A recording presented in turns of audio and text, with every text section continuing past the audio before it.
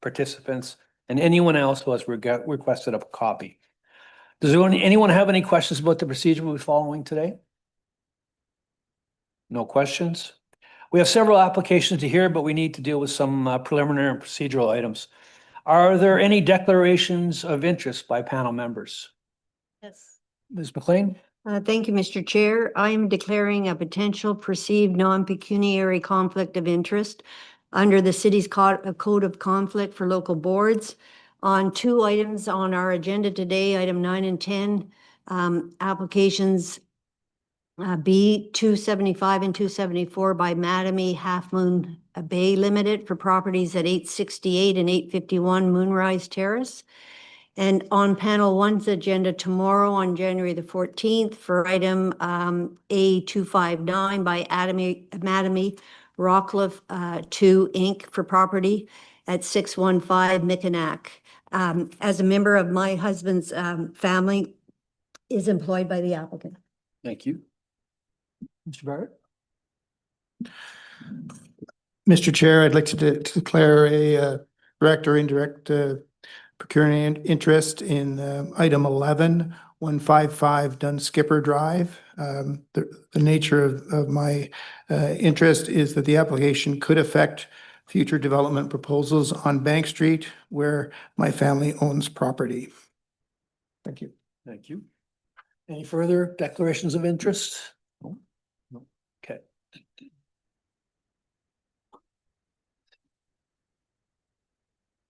We don't have any minutes to confirm today. We do, however, have some adjournment requests. The first adjournment request we have is for application number 1 having to do with 1347 Normandy. I'm looking for a car or core.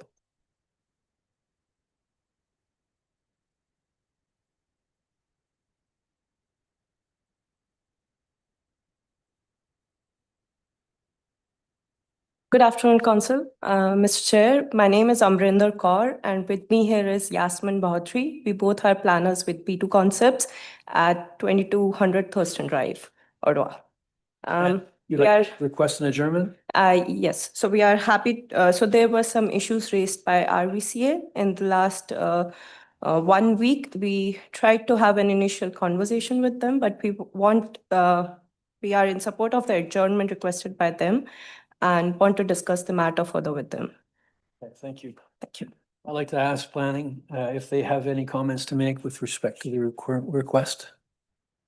So no concerns from our perspective in terms of the adjournment request. I think our only note would be because we amended the rear yard setback, that's still, it doesn't require recirculation, but just to ask the applicant just to explore what to do with the rear deck in case it needs an additional variance for its projection. So it's just a note for when they want to return to the committee. Okay, thank you. Now I'd like to ask the public if they have any comments to make with respect to this adjournment request. No comments? Okay, I'd like to ask the panel if they would like to adjourn this application to March 17. Is that good? Yes, Mr. Chair. Okay, all those in favor, please raise your hands. Your application has been adjourned. Thank you very much. Thank you.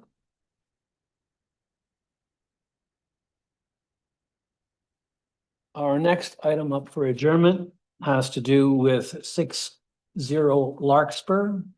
I'm looking for Emily Tierney.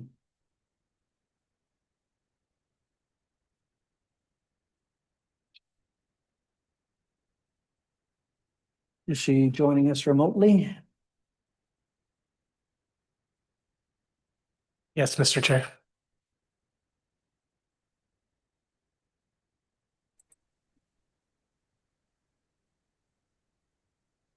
Emily Tierney, are you available? I'm here. Can you hear me? And now, yes, I understand. Okay. Sorry about that. That's okay. Yeah, so my clients are looking to adjourn today's hearing All right. because they're not able to attend due to an emergency. Okay. All right. I'd like to ask the panel if they'd like to adjourn this application. And when would you like it adjourned till? What's your next available date, I guess? February 3rd. Okay, that's perfect. Okay. All those in favor of adjourning this application to February 3rd, please raise your hands. Your application is adjourned to February 3rd. Thank you very much. Thank you.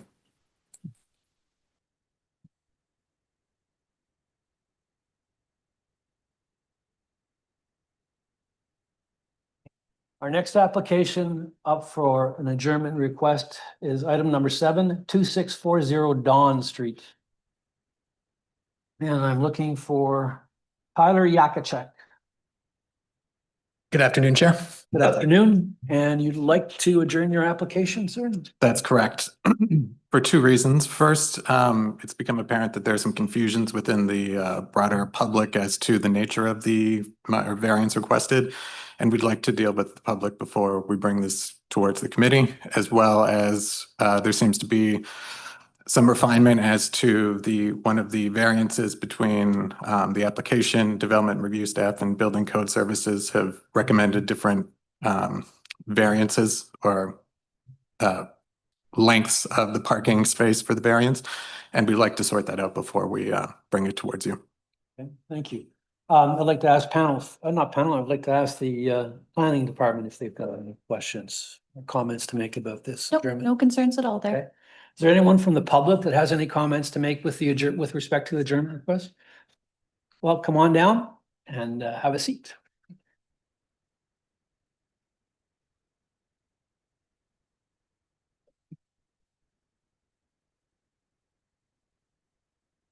I'm new to this, so what's your name? That's okay. Just state your name and your address, please. Microphone. On. My name is Kathy Giannakos. I'm one of the co-owners of a neighboring property at 2632 Dawn Street. I have no concern with an adjournment. It's more rather perhaps information and the ongoing process from here, in that we would request that any additional documentation that is submitted to the city in relation to this minor variance request, that we be receiving it in a timely manner, hopefully by email, and rather than just when the notification goes out. I'm wondering if that is possible. Well, we're going to have a little bit of a discussion with the panel about whether or not we would like to have this recirculated. Okay, So that everybody in the community now knows what we're actually dealing with. Okay, so we'll take that into consideration and we'll have just a brief discussion. The panel members have some comments to make. fair. I appreciate that, Chair. Thank Okay, you. thank you. I'd like to ask the panel if they've got any comments. Ms. McLean? Mr. Yakachuk, how will you engage the residents in the area then on the changes? Through you, Chair. Well, first, there is several members here, which the owner of the property has asked me to actively speak to after we're done with this session. And the owner of the property as well has been prior to this and will continue to canvass the immediate properties on Don Street to articulate exactly what we're here for and what he will be doing with the property. Anything further? Mr. Balls, do you have any questions? Yeah, could we was it Kathy Giannakos? Could you come back down? I can't yell to you up there because it wouldn't be recorded for the YouTube.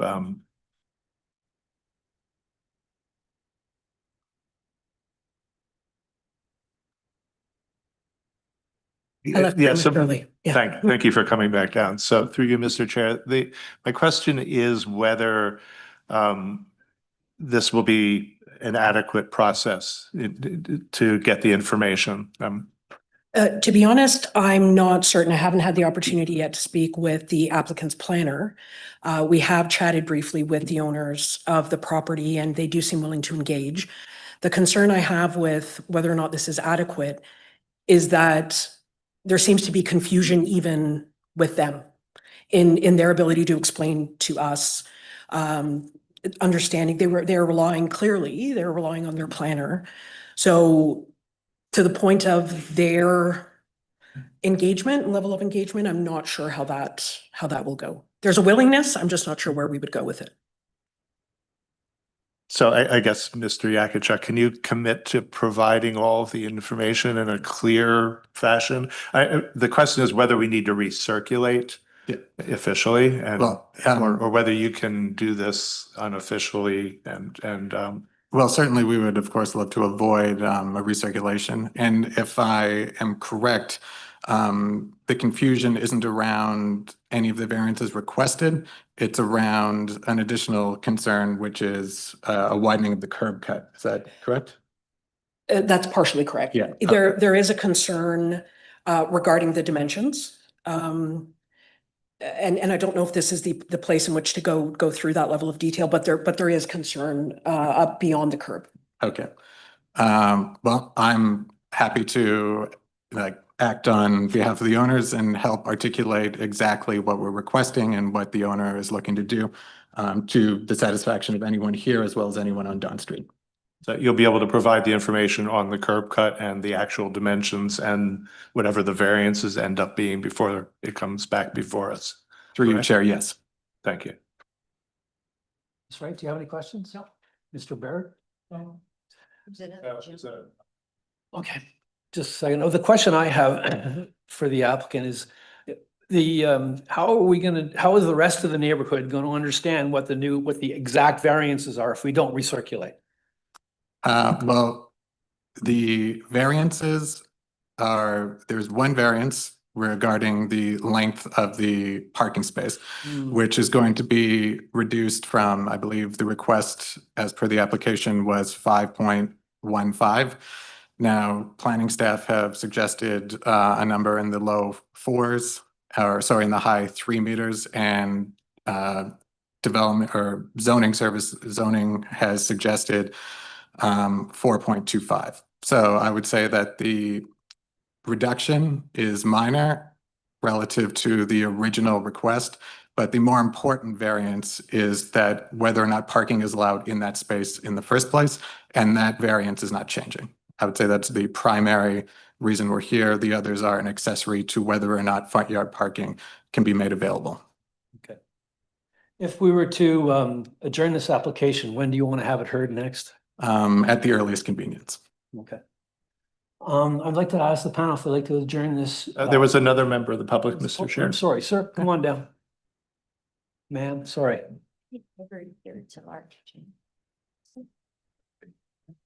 Every third.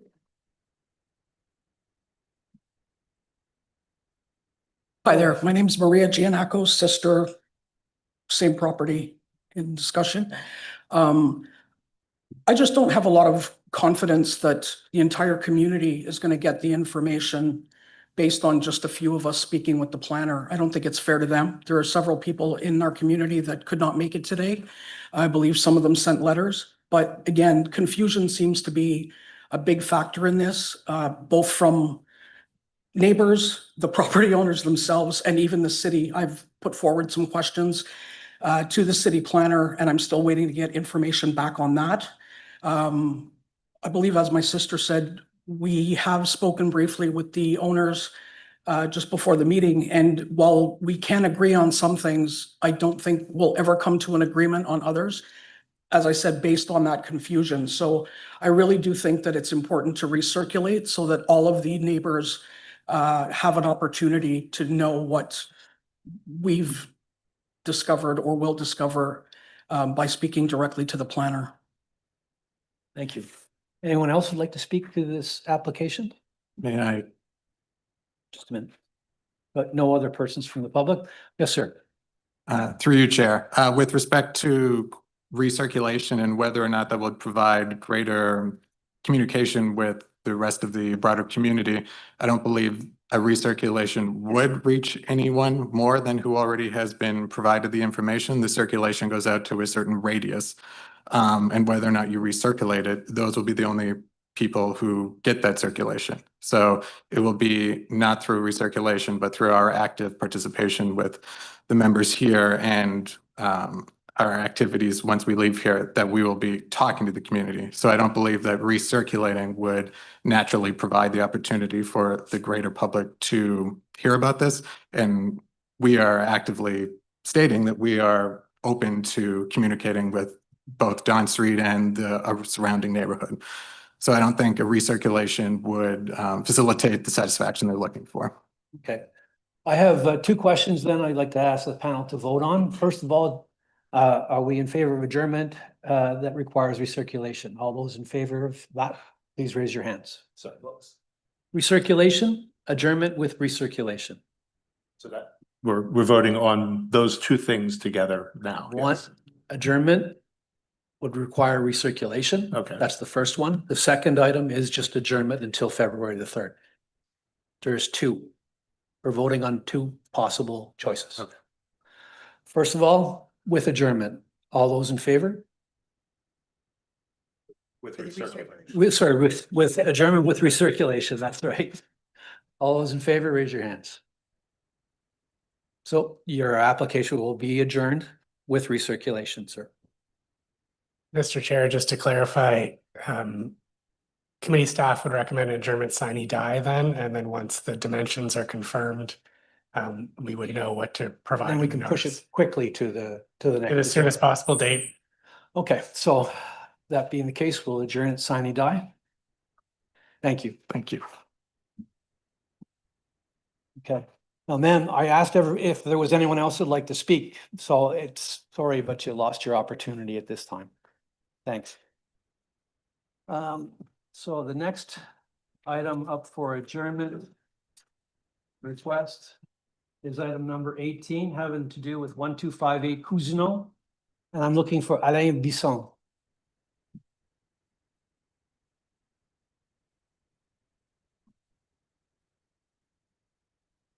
Alain Bisson, are you available?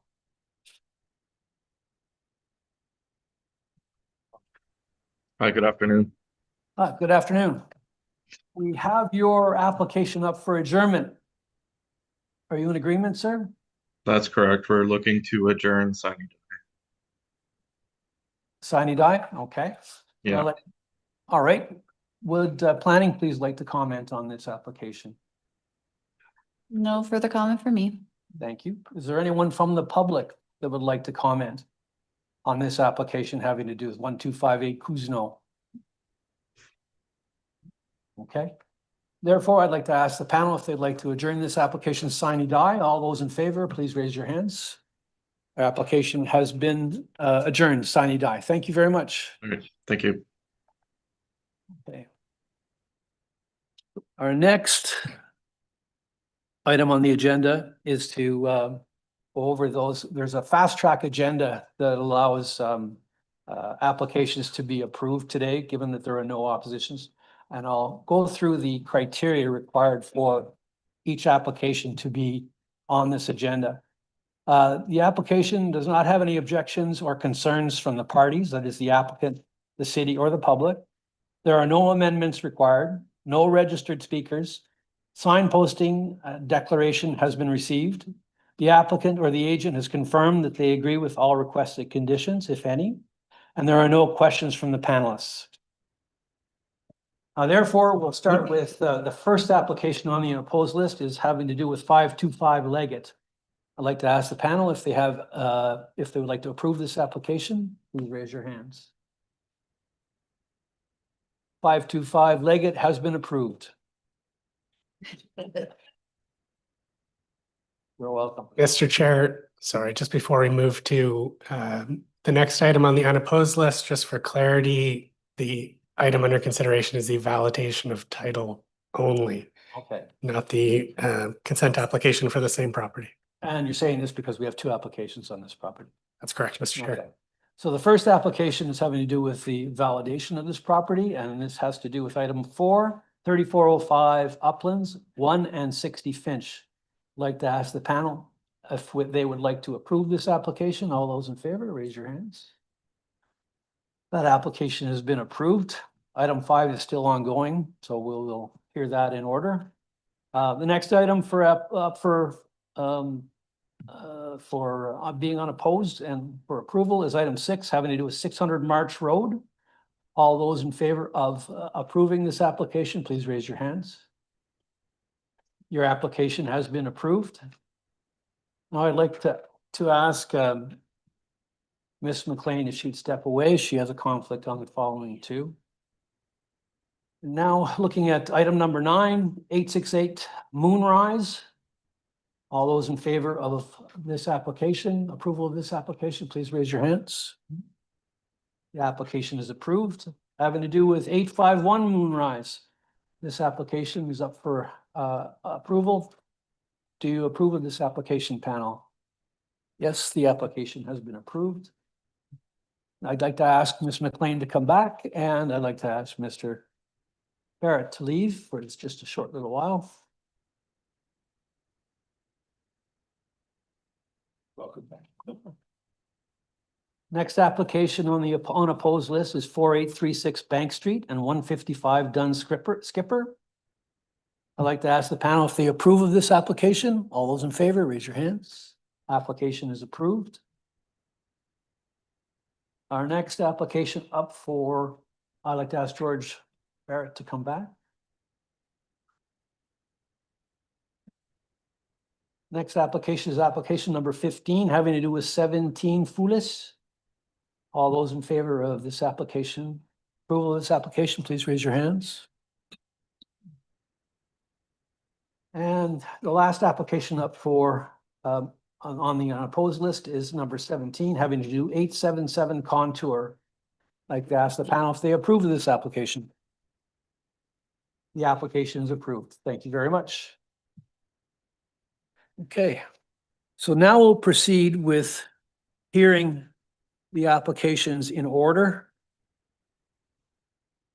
And we'll start first with application number 5, having to do with 3405 Uplands, 1 and 60 Finch. Mr. Brian Hebert, are you available? Come on up. Mr. Chairman, the presentation will be made by the Saeed and Kenneth Fulton. Okay, thank you.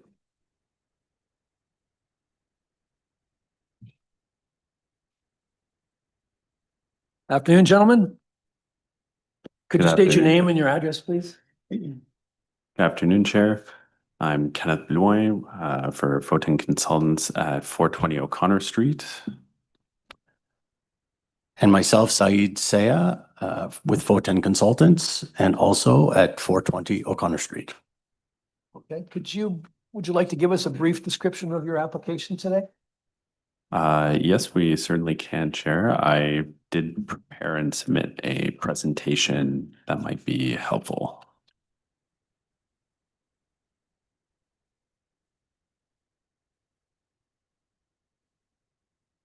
Okay. So, yeah, we're here for 3 applications, one of which passed on consent. So we'll focus on the primary and secondary consent applications. Next slide, please. The property is in the neighborhood of Old Hunt Club. It fronts on Uplands Drive, which is a collector. It's in the outer urban area. Next slide, please.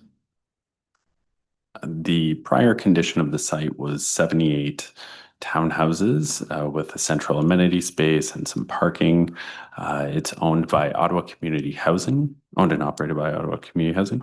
For this application, we're really focusing on the rear of the site, which you can see is circled in a dashed orange line in the right image. Next slide, please. So there is a new apartment building, affordable apartment building on this site, which was site plan approved. Currently, the roof was recently put on it. It is replacing 9 of the townhouse units that had to be demolished due to mold. The severance that we are applying for is purely for funding purposes. It's to discharge mortgage and start a new one. As previously stated, the building is site plan approved. It's been under construction for a while.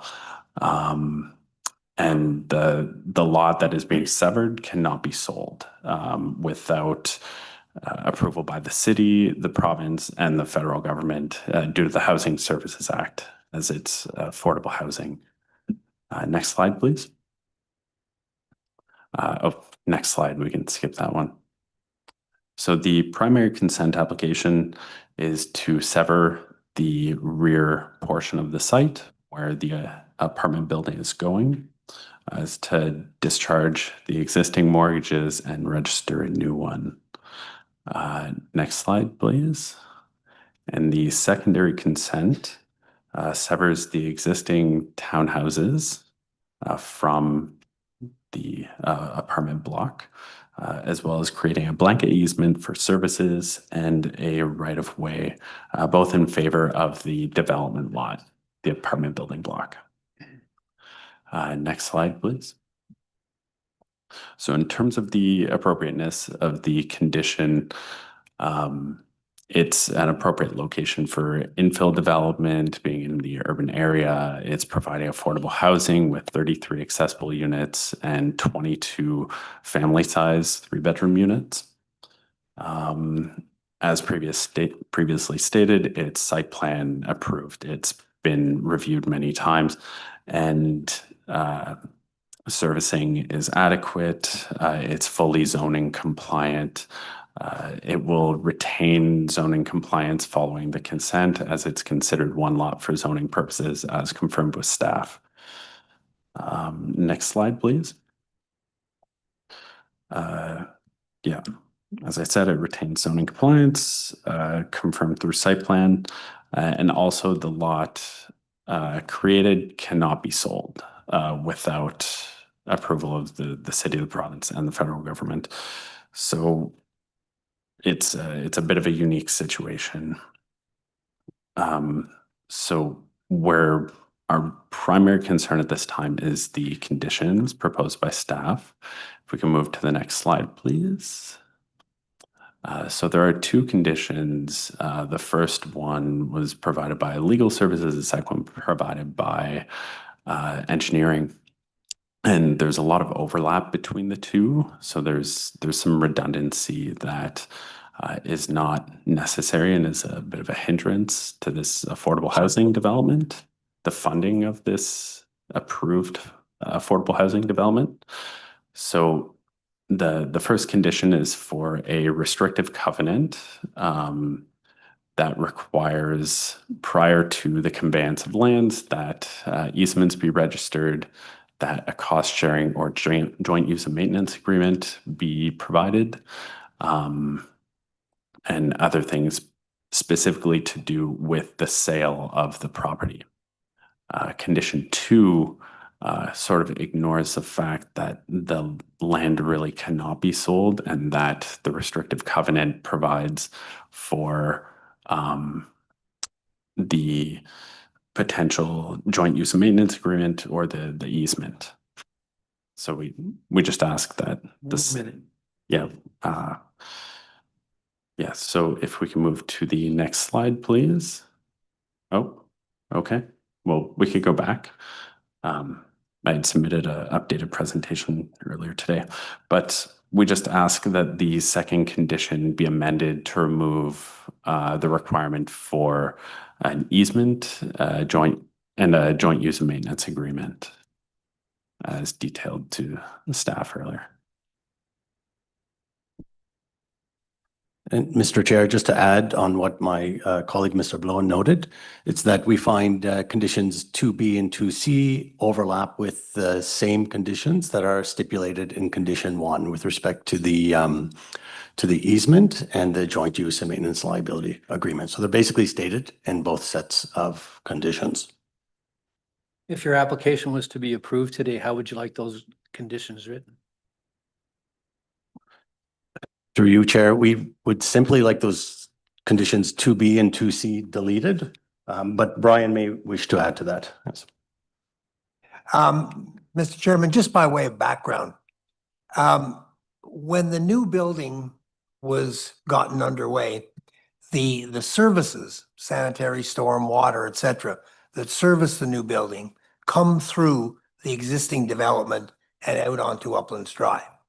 So when we dealt with the city and told them we needed to have a separate parcel created at the back for the new building in order to be able to finance it, the request originally came in for specific easements. Okay, like individual parts showing, where the gas line was, where the et cetera, which in an overall context really didn't make any sense, because the property would never be sold to a third party because, as Saeed said, it's subject to the Housing Services Act and it can't be sold without service manager consent, and the service manager is the City of Ottawa. So this is really just a question of how we're going to structure this. So the city then agreed, okay, fine. We will allow you to do a blanket easement between the 2 parcels, okay, without necessitating the individual parts to be shown. And we will do a restrictive covenant, which says that if the property ever gets sold to a third party, which it won't, but if it ever does, then at that point in time, you will have to do your specific easements and enter into what we call a JUMA, which is a joint use and maintenance agreement between the 69 townhouses that remain at the front and the 45 unit apartment building that's at the back. So if the committee sees fit, and we've agreed, of course, with the restrictive covenant approach. So if the committee sees fit to grant the application, we would request that there be two conditions imposed. One being the restrictive covenant as outlined in the first paragraph of the city staff's report. The second one being simply a requirement for as you would do in a normal semi or any other type of situation, a requirement for a certificate of approval from the MOE. That's it. Thank you. I'd like to ask the panel if they've got any questions. Mr. Baltz? Ms. McLean? Who would the parties be to the restrictive covenant if it's going to continue to be owned by the one entity? Exactly. So what the restrictive covenant is going to say is that if the lands that are the subject matter of the consent, namely the apartment building at the back, if it is ever sold to a third party, then at that point, that third party will have to enter into an agreement with the owner of the front lands to deal with these items, and that we have no problem with that. The other question I had was, once a consent, always a consent, but you say it won't be sold under another act provision. Why not just a consent to a mortgage? Good question. We basically canvass that. What we're trying to do here, of course, is to create two separate parcels, which technically could be conveyed. But really the purpose of the applications is to create two separate parcels for financing purposes. We could have applied for two mortgage consents, but we have other issues dealing with the blanket easements, et cetera, that I thought, well, best route to follow here is just create the two parcels. And even though it's a once a consent, always a consent, they will enjoy that benefit. The fact of the matter is they will never be conveyed. So, but the real purpose is the financing. I have a couple of other questions. In our columns, when we delineate the two parcels, we say the frontage of the townhouses is irregular. Can you tell me what street the frontage is on? The townhouses front on Uplands Drive. Uplands, and then the apartment building will be the frontage on a public street. It'll be. It will front on Finch Private. We're creating the right of way through the secondary consent application. But it has to have frontage on a public street. I guess it's one lot for bylaw purposes, so it would be, It Yep. It can have frontage on a private way. Yeah. It can have frontage on a private way. Okay. It's in the zoning bylaw. We can ask planning. Yeah, I'll ask Yeah. planning.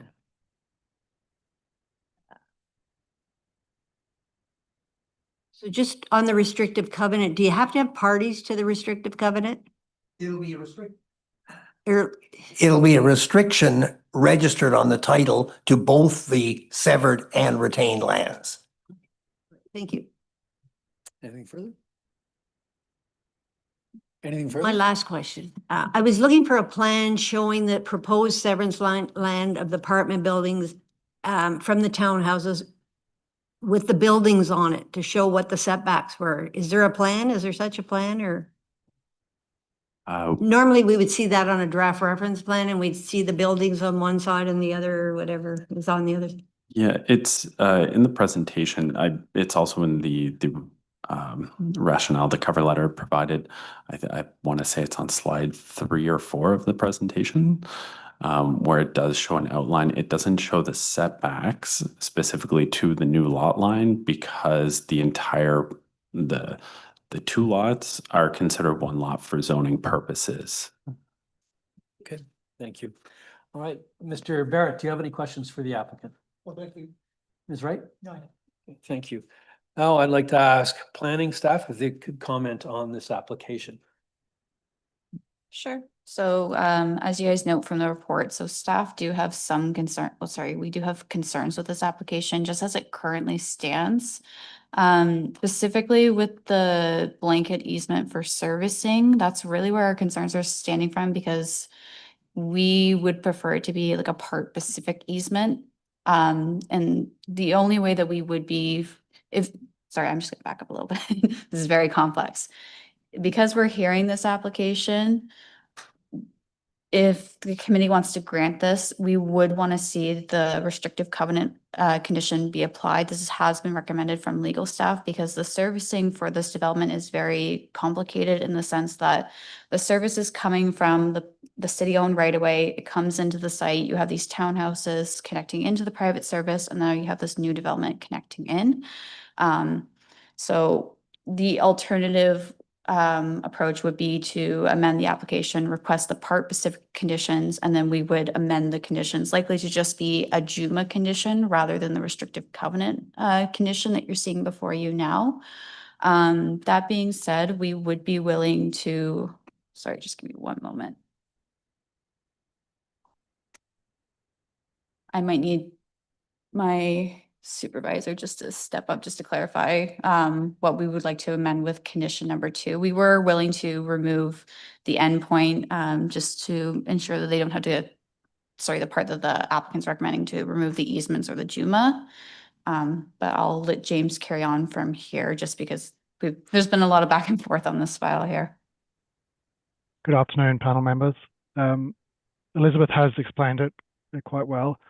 We had initial discussions with the applicant about deleting effectively the last 3 lines of condition 2, which we were not opposed to. However, now they're asking to delete condition 2 in its entirety. And looking through it step by step, I think we can also agree to that. Effectively, the way the condition 2 is written is provide a servicing plan that proves your services are separate. Obviously, in this case, they're not separate. We all know that. So I don't think the servicing plan would provide much benefits because we move straight to the second paragraph, which is if the services are shared and there's sufficient justification for the service locations to remain, which we're saying there is, the owners may be required to obtain all necessary approvals from the MOE, et cetera, et cetera. We know they have made an application to the MOE already.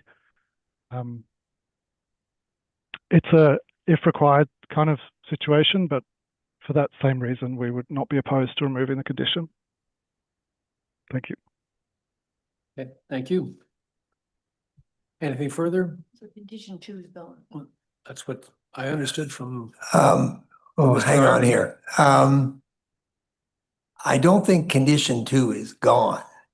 What we're asking for is condition 2, the way it was set out in the staff report, was a little wordy, and it suggested in the second paragraph that some further application had to be made to the city, which is not the case because we're proceeding via blanket easement, okay?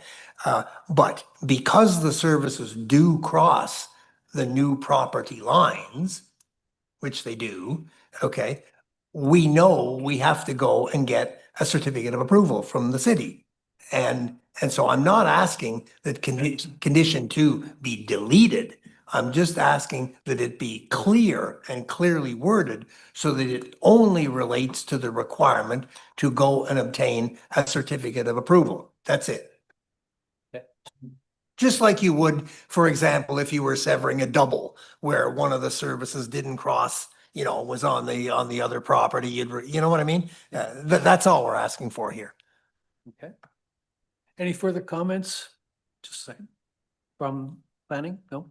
No further. Okay. Oh, I guess I can clarify member McLean's question. Because it's a planned unit development, because it fronts onto a private way, it is considered to have public frontage according to the zoning bylaw. So it's kind of like a looping provision with frontage on a public street, if that makes sense.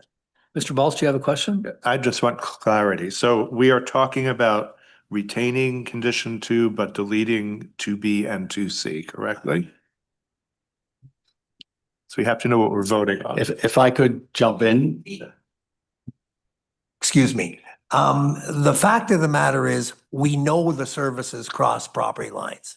As James Ireland said, nobody disputes that. Okay, we know that the city is content to leave them in place. No argument there. So the only requirement is for a C of A. That's it. A certificate of approval under the MOE. That's the only requirement. No. That's fine. I just want, Yeah. we have conditions that have been proposed. Yeah. and- Condition 1 stays, condition I've got no 2, problem with that. A stays, 2B and 2C go away. Is that correct? No. Well, I don't know what you mean by 2B and C. That's what We had broken Yeah. out condition I'm 2 willing, and A, B, and C. The planning department report did not break it out Yeah. as A, B, and C. Can we- But in our presentation, we did break out the Can we 3 put them back conditions. up? So we could put them up. Yeah. That would add some clarity to the discussion. Because we do have to know what we're voting on. that's why I came here. If you would like, I could read the specific wording, and I could know which part is to be removed. So can we work off what's on the screen? Yep, if I can read it.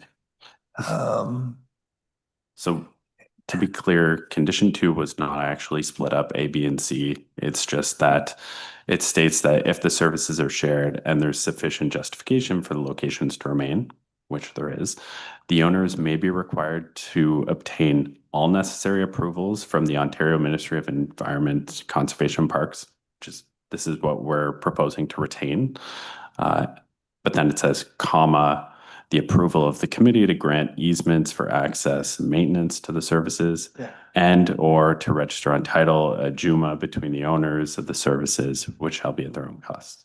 So we just feel that the second and third part, the approval of the committee to grant easements and or register on title a joint use maintenance agreement are redundant. So we're deleting everything after that first comma. Correct. Exactly. Yeah. In other words, what they call now B and C Thank you. is out, and the only thing that remains is A, which is the requirement to obtain a C of A. Yeah. And Mr. Chair, we can ask planning if that is okay. We'll give them a shot. you. Yeah. Okay, Mr. Barrett, do you have any questions? Yes, just a question of clarification with regards to the condition 2. It's saying if services cross, well, you've demonstrated that services do cross the severance line. So I think word texting or the context of if is problematic, and then there may be a requirement, and you say there will be a requirement. So I'm just asking that there be clarity on that in your introductory remark for condition 2, that its services do cross the proposed severance line, and there will be a requirement. Absolutely. Correct. That's exactly what I was proposing. So could that be amended to reflect that in?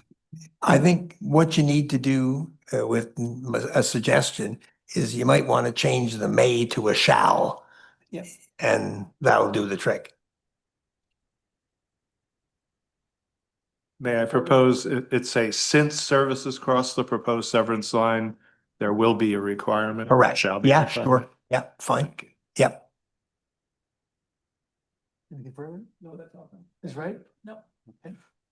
All right, so now I'd like to then ask the public if there's anybody in the public realm that would like to have some comments about this application. Anyone online? No comments from the public. Mr. Chair, before you continue, could I, Mr. Ireland has his hand up. I think we just want to clarify planning stance on the condition before we go any further, if that's Okay, okay. Mr. Ireland, would like to say something?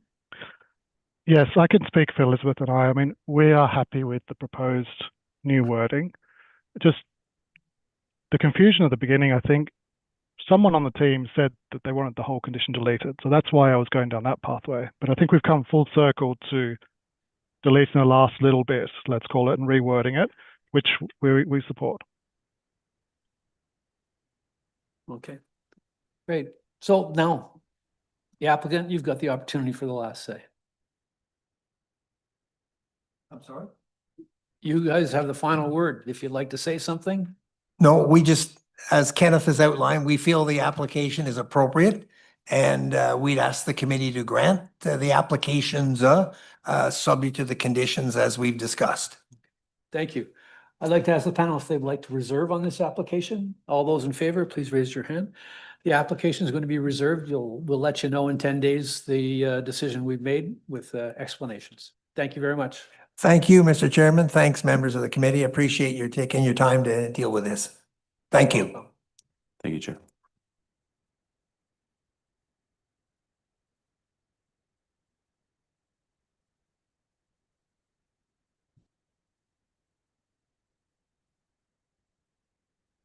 Our next application we'll be hearing today is application number 8, having to do with 844 Connaught. Mr. Yalkotsi, are you available?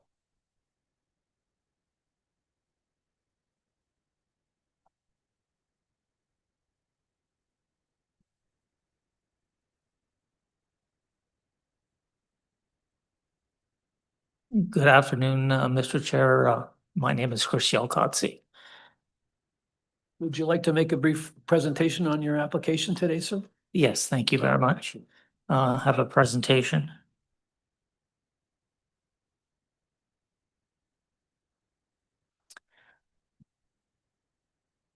This property has been before you in the past. And the request for the minor variance dealing with a rear yard parking issue, when it came to me, was a little bit of a concern. And I'm sure it is a concern for you as well. It's located in the area close to two major streets. And it's on a residential street in a residential zoning. Next slide, please. The current approved site plan, you'll see there, this property has been constructed and was approved with 2 front driveways. The applicant, or the owner of the property, proceeded to retain a garage and a parking area at the rear, demolishing the garage as part of that process to add additional parking to his property. My reaction to this circumstance was quite that he should simply reinstate the property the way it was approved originally by the committee. Next slide, please.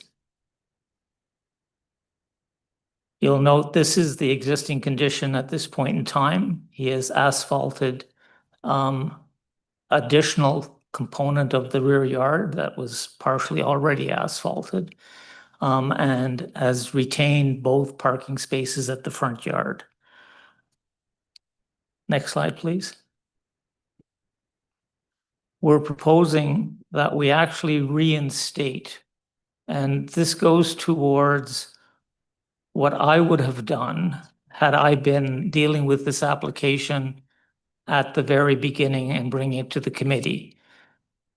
Originally, there was a garage and driveway at the rear of the property. It would have made much more sense to come to the committee and make an application to retain that asphalt without adding a second driveway at the front of the property for a number of reasons.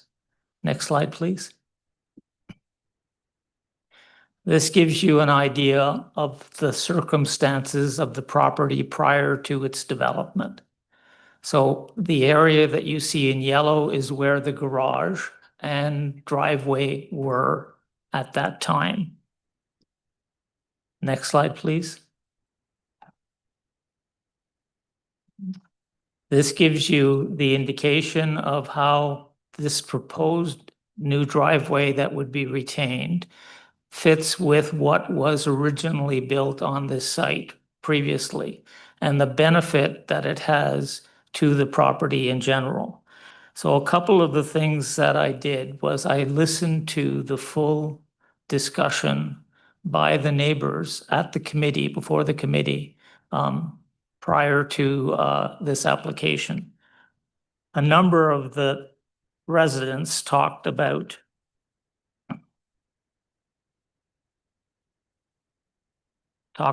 cars, okay, vehicle safety, parking. They also spoke in terms of some green space laws, as they spoke about, but they also talked about the unsafe conditions with regards to the intersection that this property is located on as a corner lot. They also were very concerned that this street is one of the major outlets to this overall neighborhood, so has considerable traffic and considerable intersecting traffic between the pedestrian pathway that leads to the east towards the transit center and the neighborhood as well. There is no crosswalk there per se. So when I looked at this from that perspective, had I been looking at this file from the very beginning, I would have proposed parking as we're proposing in this application. This way, we actually bring back to some degree the character that existed prior to this development, meaning the parking. 1 minute, sir. At the rear. The parking issue at this location currently permits only 2 spaces. This proposal will permit 4 legal spaces, plus also 2 spaces for the purposes of drop-in parking. The variance is minor in nature, and from my opinion, I feel it actually enhances and reduces the impact of this project on the site by not having that driveway close to the intersection. And that is the reason why I'm actually here before you supporting this application. It should have been done like this from the get-go, but wasn't. And I would like to see it, and I believe that from a planning perspective, it's the best solution for this location. Thank you. Thank you. Does the panel have any questions for this applicant? Mr. Barrett? Ms. Wright? Sorry, wasn't turning on. Wondering if you can put that last slide up, just showing the proposed solution. Because I'm wondering why you wouldn't come before us today and just ask for 1 spot in the backyard instead of the sort of double wide tandem. Why the justification for getting 3 spots now, or at least 3, instead of what you originally had was 2? Part of the justification for that is something that we've been hearing in front of the committee for some time when we do these multiple units. One of the concerns, and it was raised in the previous hearing by the neighbors, was that, where are these people going to park? The city is in a transition. There's no doubt about it. We're hoping, and this property isn't located that far from transit. We're hoping that over time, people will give up their cars and not have them. The circumstances here are such that there's ample streetscape or space to park cars along the street, but it's fairly narrow, these streets. They don't have sidewalks on the side at this time.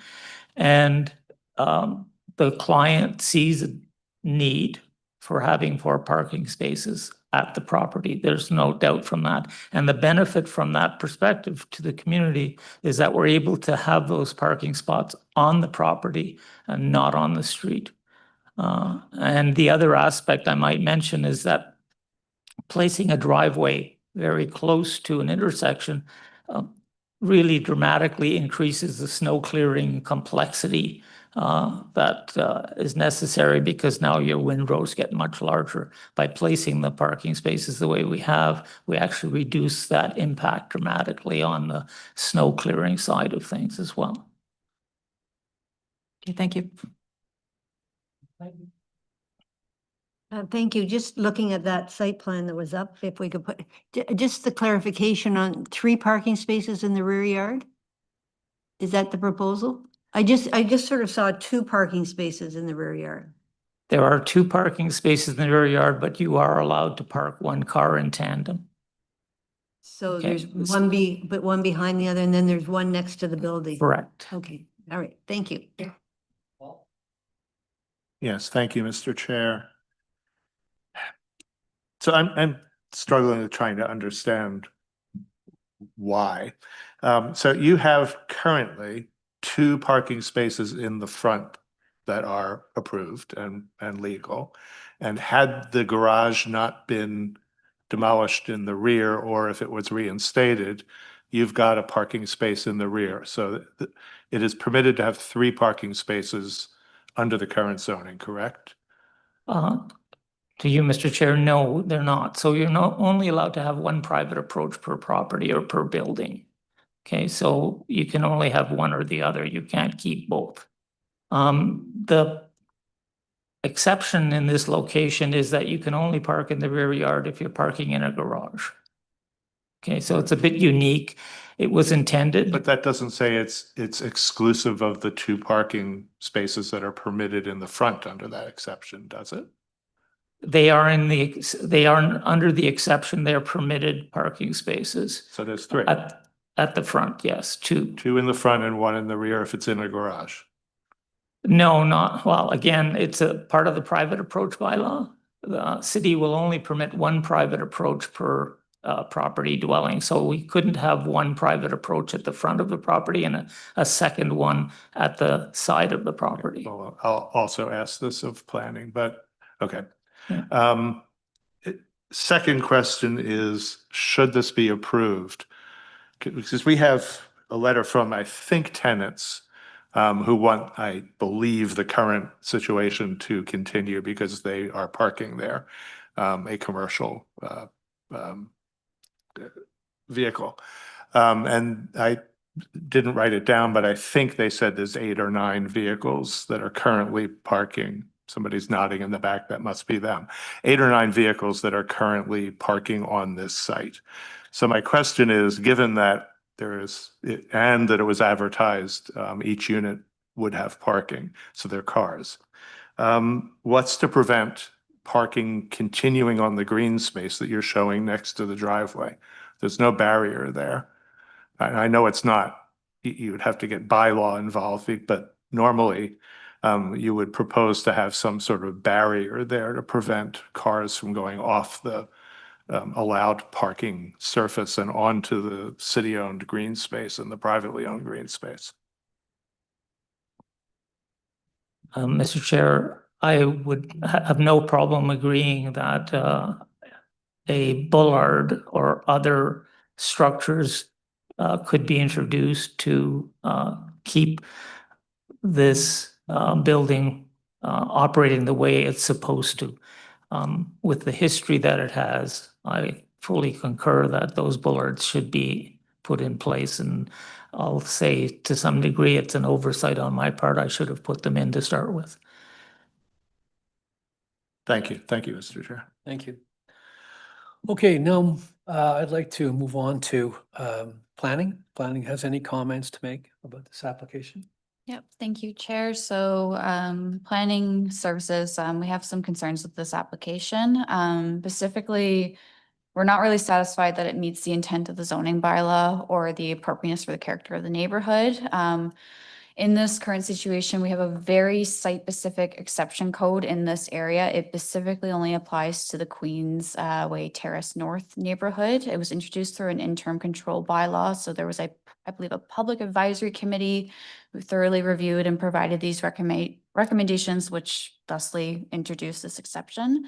So we're unfortunately, like, staff aren't seeing evidence that it satisfies the test of a minor variance. And I will also note, like the previous approvals by this committee allowed this lot to have reduced lot width, lot area, and a reduced corner side yard variance. And typically, I understand that that application is not before us, but when staff review those such of applications, we're making sure that because a property is smaller in size, it meets, for example, all other development provisions. So in this case, it would have been parking. So that development was approved with the understanding that the cars would be parked in the front yard, or if they wanted to park in the rear, it would have had to been in a garage. So at the time that was demonstrated that they were fully complying, so therefore staff had no concerns, the application was approved. So there is that kind of context that staff are also taking into consideration. So I'm happy to provide any further clarification, or if you guys have any further questions for me. Thank you. Mr. Barrett, do you have any questions for planning?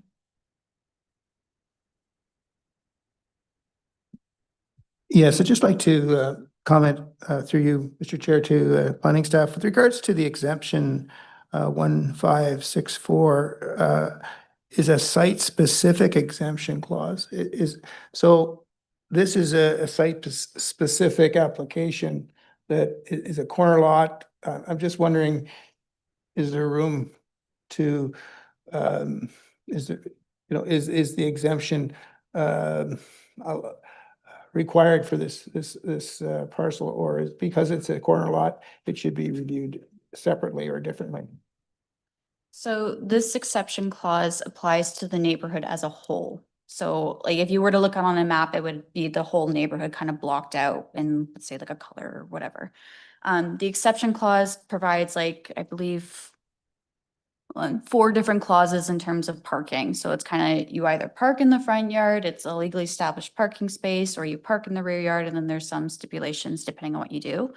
Alternatively, like that's parking in the rear yard or parking in the front yard are not your only options. Like based on my review of the street, there are plenty of houses that have attached garages, detached carports, your standard driveways that lead to an interior side yard. So just because the exception clause stipulates very specific clauses to permit front yard parking and restrictive clauses for parking in the rear yard, it's not the only option in this neighborhood.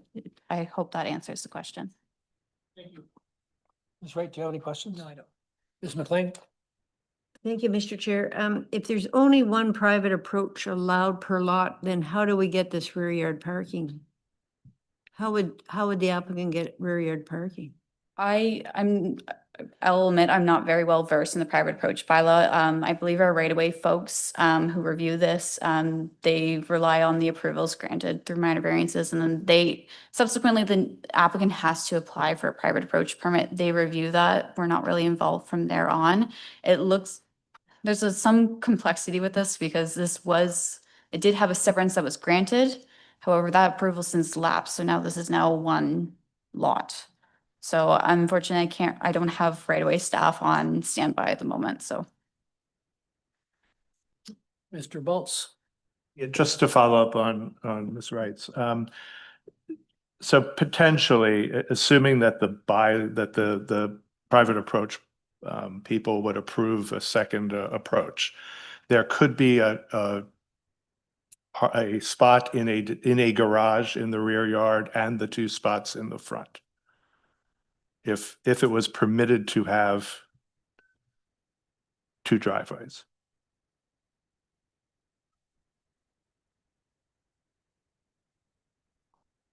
Just give me 1 second. I just want to read the exception clause because like I said, there are a few stipulations here.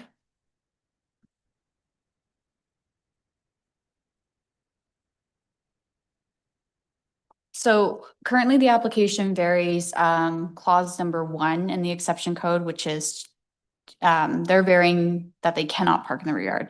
The following clause says that front yard parking is permitted on a lot with an interior side yard of less than 3 meters is not capable of being developed for a parking space and which is developed with a detached semi or linked, sorry, I'm just gonna skip that part, subject to the following, sorry, I'm just gonna briefly summarize that. So you can have front yard parking if you're not gonna park anywhere else, essentially. So like the whole exception says you can park in your front yard provided that you meet these stipulations.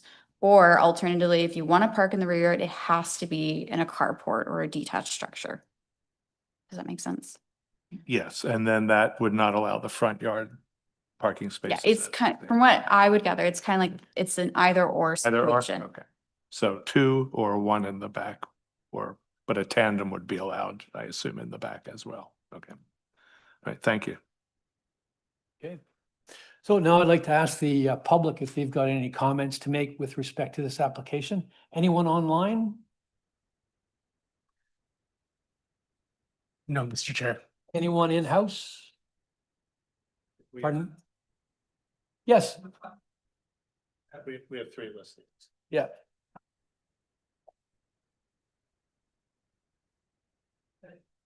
Hi there. Mr. Chair, in addition to the speaker, there is one speaker online who's raised their hand. Okay, thank you. Hi. You're going to need to press the little button in the front. There you go. Good afternoon, everyone. My presentation here will be very brief. My name is Birgit Masek. I live at 845 Connaught Avenue.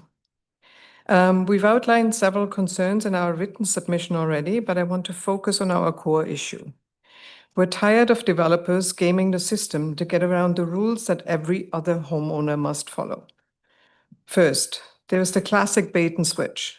The applicant was granted permission to build 6 units on a single lot because he argued the site is a 15-minute community close to rapid transit station. He used proximity to transit as leverage to justify higher density, claiming his tenants wouldn't need many cars. Now that the units are built, he's doing the policy reversal and asking for more parking. You cannot use transit to win a density battle and then pave over the backyard for cars once the building's finished. Next, there is the tactic of asking for forgiveness instead of permission. This isn't just a request for a change, it's an attempted cover-up for a gross and knowing violation. The developer has already installed illegal pavement in direct violation of his approved plans and is currently under a city order to remove it. This application is simply an attempt to formalize that violation rather than follow the law. Then there is the misrepresentation of his business model. We also need to be clear about this business model here. These aren't just residential units with secondary suites to help pay off a mortgage or accommodate a family member, which is the true intent of gentle densification. This is the professional developer running a 6-unit mini apartment building. He isn't supplementing the affordable housing supply. He's maximizing his profit margins by maximizing out the site and charging at or above market rates, and then demanding extra parking to justify those rents. To us, this is fundamentally a matter of fairness. Other residents in Queensway Terrace North were forced to follow the rules and pay to fix their properties if they break a bylaw. Allowing those with enough money and resources to retroactively change the rules to suit their bottom line creates a double standard and undermines the integrity of this committee and the planning process.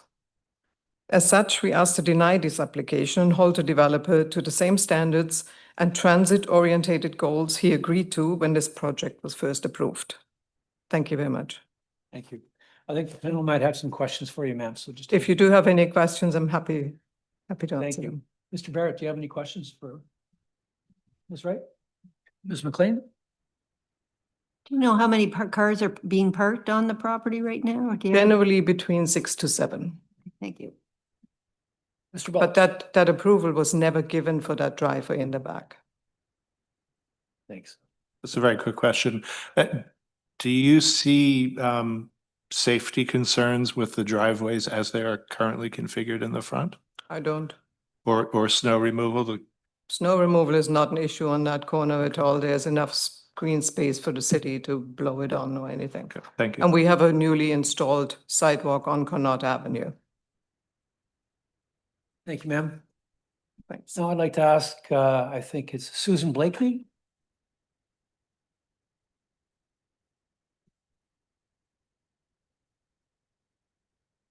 Can you state your name and your address, please? Susan Blakeney, 937 Arkell Street. Could we put up photo number 1, which is the Sackville view. So I'm speaking here today against this application. This application is not only asking for relocation of parking, but an increase in the number of parking spots. In February 2024, this committee approved the site plan for 844 Connaught. At that meeting, it was made clear verbally in writing and in the applicant's site plan that this property was permitted 2 parking spaces, both parking spaces at the front of the semis.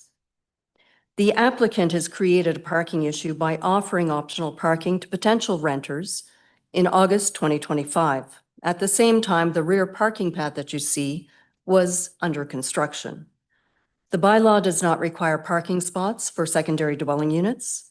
This property is ideal for non-vehicle renters, and the number of cars should not be an issue. It is a 2-minute walk to the bus stop on Carling. It's 8 minutes to Lincoln Fields Transit with LRT coming soon. The rationale presented in the applicant's rationale document to move the parking is weak. It speaks to reduce visibility, increase collision types. I'm not aware of any collisions at that intersection, and if visibility leaving the driveway is an issue, then you can simply reverse into the spot. Driver confusion and decision errors is not solely a Connaught issue. Snowbank and snow clearing concern is citywide. And parking for 4 instead of parking on the street basically just gives more parking spots to this location. So we went from 2 to 4, and let's be realistic, it is 7, because currently the right-of-way on both Connaught and Sackville are being used for parking. The rationale simply illustrates the day-to-day obstacles faced by Ottawa drivers, and in the end, it is the driver's responsibility to drive defensively and prudently. City planners have already indicated that the application does not meet the 4 tests. But in the event someone feels that a few tweaks will fix this application, I would like to speak to the parking plan. The proposal sees parking for 844A remain, that's 1 spot, and the parking for 844B, also 1 spot, to be relocated to the rear and turn into 3 parking spots. The proposed tandem parking is not functional. It requires 844A to access their spot via parking spots of unit 844B. And in the future, when it is severed, a new owner could install a fence separating the rear yards, cutting off this access. In addition, if both parking spots or 844B are occupied, then 844A is blocked, with no way to access the parking spot or exit to Sackville. A few other points for consideration. Exhaust fumes from the backyard at 844A could interfere with the enjoyment of the owner north of the property. There is limited space for snow storage plus parking. There is a hydro easement at the rear of the property that I don't believe has been addressed. The site plan also fails to take into consideration the safety of the residents exiting the rear of that property into a parking lot. And in the rationale document, the applicant's actions are described as grossly violating the 2024 proposed design and intent. In addition to parking, there are other deviations from the approved plan, and city planners can determine if they require further attention. So photo 1, there should be an entrance at the rear of the property facing Sackville. The final build has windows, as you can see, but no door. There should be an interlock walkway that goes from the rear of that dwelling to Sackville Street. There is not. And photo 2 is a Connaught view. There is supposed to be simply a small strip of interlock along the base of the stairs connecting driveway A to driveway B. However, the interlock walkway extends from the bottom of the stairs to Connaught. And that walkway also appears to be wider than what is permitted by bylaw. In fact, it is wide enough to accommodate a vehicle, which has occurred for short periods of time. And I have a concern that that will be used as a future parking spot in its current configuration. City staff may want to confirm whether this area covers the connection to the city services. And that is information that I got from the previous city planner, and whether it requires soft landscaping as a result. Photo 3 is speaks to the vehicle parking proximity to a building. Driveways for 844A and B are paved right up to the building. There is supposed to be a gap between the driveway and the front of the building. In this photo, you can see the front of the vehicle at the window. This is an accident waiting to happen. 1 minute, ma'am. I seem to be ahead of myself.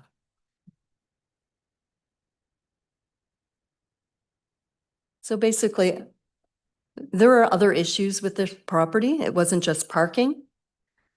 And I just want to repeat or reiterate that simple fixes to the parking at the rear is not going to address an issue, especially if a new owner comes along and they actually separate the semis. It's on top of that, we have right-of-way parking. So in conclusion, there was an open and a transparent discussion on parking in 2024. For whatever reasons, somebody went ahead and ignored them. And this variance application would likely not have been submitted had the community not notified the city of the parking pad issue. An approval by this committee in full or in part ignores the concerns of city planners, emboldens developers, and continues to lay the responsibility at the feet of the community to police the action of developers. We'd like the committee to send a message and reject this application. Thank you. Thank you, Ms. Blakely. The panel may have some questions for you, so if you just hang on for a second. Mr. Barrett, do you have any questions? Ms. Wright? Ms. McLean? No. Mr. Baltz? Okay, thank you very much for your presentation. Next individual that would like to speak or have on the list is Birgit Mazik. Oh, I'm sorry. Peter Killen. Supposed to be in person.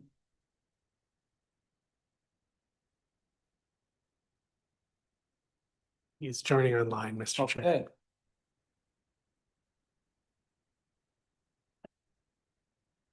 Peter Killen, are you available?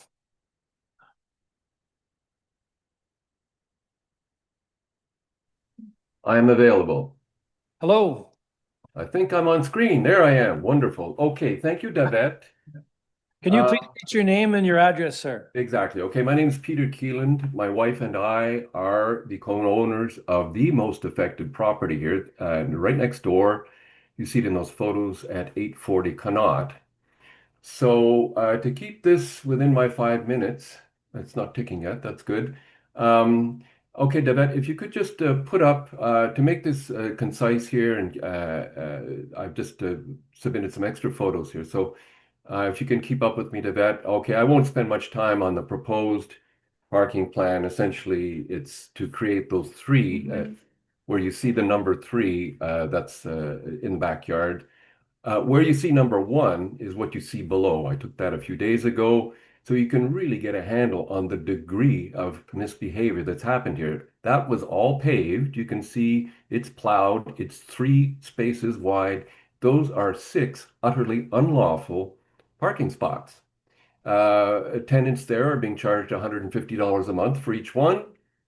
And what's being proposed, you see at the far end there you can see some garbage cans and the fence. That's the fence of our property. That fence is actually 1 foot over the line.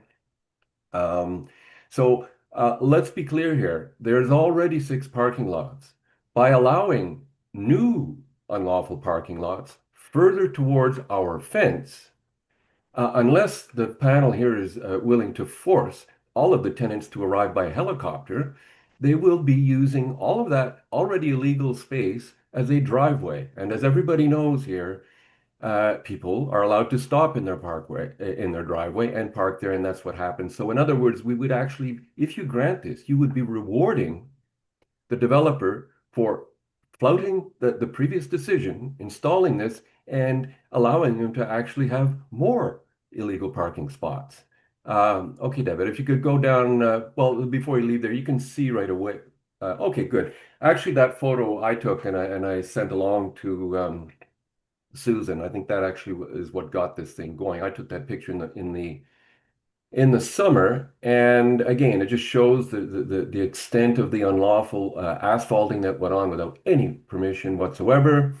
But what's key there, you see in the far in the distance, that's our fence. It's quite decrepit at that point. I had it that way before the garage was demolished. There's quite a history in this. I've presented here before, and I won't go into any of that. I just want to address the parking issue. And I'll state right now, I'm retired now, but I was a Canada Lands Surveyor, which is in the world of like Ontario Land Surveyors and Quebec Land Surveyors.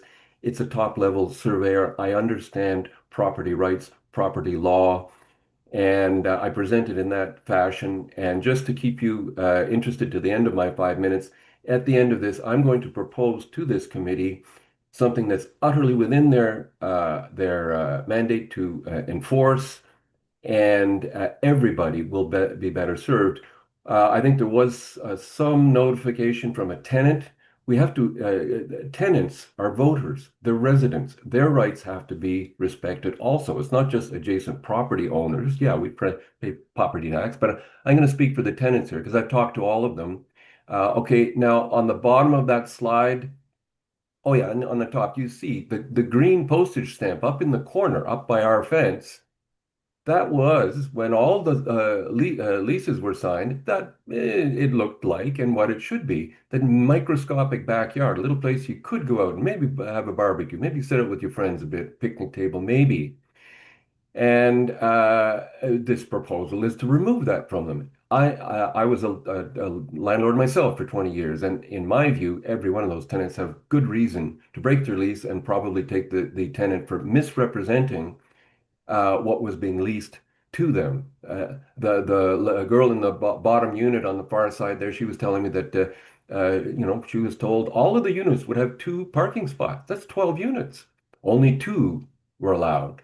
Those extra ones, they generate revenue and they make it much easier to rent. Anyway, I won't go belabor that, but if you see on the bottom, you see, again, I try to demonstrate what good neighbors and good neighborhoods are about in anticipation of new neighbors next door, all 6 of them in our R2 zone. That's another issue, and it's pending. There's settlement pending with the city solicitor. I'm not letting that one go. But in this instance here, I just want to minimize the damage. We've had enough damage, and I'll show you in the next slides just how bad that is. You can see here that I've refinished that fence, and you can see, which is on our side, and in the foot of extra space there, one of the tenants is big on gardening, so I put in some gardening containers for her so she could plant her herbs, etc. This is to be removed, and you can see garbage cans there now. Okay, Devette, if you could move to the next page. 1 minute, sir. Yes. Okay. Go ahead. Oh, okay, good. Okay, this is a view out of our property next door, the most affected by this unlawful 6-plex low-rise apartment building being built in our R2 zone. I won't belabor that too far, but you can see when we look out now, at the very least, actually you can just see at the corner, the tailgate of one of the pickup trucks that gets parked there. We would be looking into that postage stamp of backyard, quiet backyard, instead of a row of garbage cans. And now, if this, God forbid, is actually allowed, we'd be looking at new vehicles on top of, none of them should be there. None of them. There should only be 2 vehicles in the front of the property, period. That's what was allowed. And if you reward this developer by allowing him to punish his tenants, some of whom will leave, and just force, they would be forced out. And I do agree to some extent with the 2 previous presenters that no, these parking should all be on the street. This would just create more havoc, more damage to our neighborhood. So the bottom picture there I took the other day, this is showing, actually you can see up on the right, there's a couple of, you can see 2 pickup trucks parked there illegally. Now, if they were to park out, I'd like to ask you to wrap it up if you can. Okay, here it comes. You would create an unsafe condition by, you can imagine, snowplows, garbage trucks, ambulances, trying to squeeze through there. if we force extra cars out onto the street. So please just go down to the last slide and I'll give you. There we go. Okay, in conclusion, and I speak as an expert, I am an expert in property law. Okay, I'm retired now, but a CLS should be able to give it this is just my recommendation, both as a neighbor, the most affected neighbor by far. I tell you, it is unthinkable to actually reward this developer for flouting your previous decision for only 2 spots by allowing this wild overdevelopment in the backyard next to ours. And Thank you very much, sir. Thank you.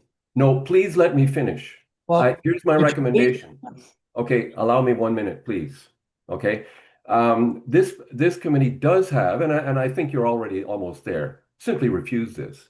But I speak for all of the tenants there, and I've talked to them.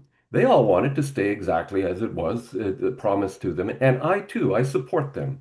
I do believe that the best solution here is to leave parking. If you're going to have illegal units park on your own property, that's okay. They should be punished with a fine. Now, they're currently under orders to remove the asphalt and do all this crazy stuff. I would suggest to you, I was a landlord at the time. We had cash in lieu of parking. There's now cash in lieu of parkland. If you do the calculation on that, I agree. I understand that the details aren't exact here, but it would be around about $20,000. How about capping those monthly fines for disobeying at say 20 grand and leave it, grandfather it in. So I therefore request that the committee overrule the complaint, which I kind of agree with, which provoked this hearing. We wouldn't be talking like this if somebody hadn't complained, rightly so. I believe that the only fair and legal solution is to punish the unlawful actions of the applicant with a financial fine and leave the tenant parking configuration as built. Doing so will prevent further degradation of the tenant's legal rights, and it would be safer on the street, and it would prevent further tort damage to our property next door. Thank you for listening. Thank you very much, sir. Any I have some questions for you, so please hang around. Oh, great. I love questions. Okay. Mr. Barrett, do you have any questions? No, thank you. Ms. Wright? Ms. McLean, Mr. Baltz? No questions. Thank you very much for your input, sir. Appreciate it. Super duper. Have a nice day. Thank you. Are there any other members of the public that would like to make a presentation on this application? Anyone online? No? No, Mr. Chair. Thank you very much. Okay, so to that end, I'd like to ask the applicant to please make a shot at the final word. Thank you, Mr. Chair. Just to address a couple of the issues that were brought up. Number one, with regards to walkways, we've actually reduced the number of walkways on the site significantly. We removed the walkway on the north side, which is adjacent to Peter's property, the gentleman who was just before us now. We've also eliminated the walkway coming all the way down to the street. It's now part of the park or the rear parking area, which is usual. Of course, reinstatement of the front yard on the corner would be required as part of this approval. The landscaping areas overall haven't changed and fully comply with the zoning bylaws. So all of the landscaping requirements would remain. In terms of the hydro easement, there is no prohibition from parking under a hydro easement. The easement, as far as I can tell, wasn't created yet, but is in the process of being created as this is a new building. With regards to a potential future severance of the property, an easement would have to come before you to permit the use of the parking space by the on the northerly side. So should such time come, but this time my client has no interest in severing the property. He is running it as a small rental property as a whole. So in total summary, I would urge the committee, and I 100% agree. If I were in your shoes, my first reaction is to punish the owner. And it was my first reaction to the client as well. It was only after further review of both the information from the previous hearing and looking at the overall traffic dynamics. Unfortunately, I can't tell you specifically how many people walked back and forth. One of the things that was an interesting note in the previous hearing was that the road that we're on here on Connaught is actually quite steep going to the south. And so there are risks involved. And yes, if there's an opportunity to make something better and actually, to a large extent, reduce the impact of this development on the community, this, I think, would do that. And it's not inconsistent with the fact that it's a corner lot. So having a driveway at the far end of the corner lot, which now, technically, if we're doing a building that's facing onto Sackville, I mean, it's an interior side yard.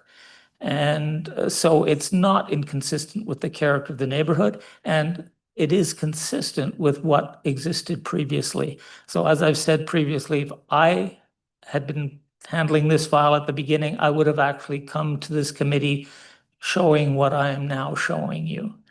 Because it would have been the most appropriate way, would have reduced the impact on vegetation, because of course we wouldn't have had to pave over anything particularly new. And in this case, you'll see in the tree information report, of course, that there are no concerns about the trees, because of course they've all grown up with the circumstances of the garage and the parking as it was in the past.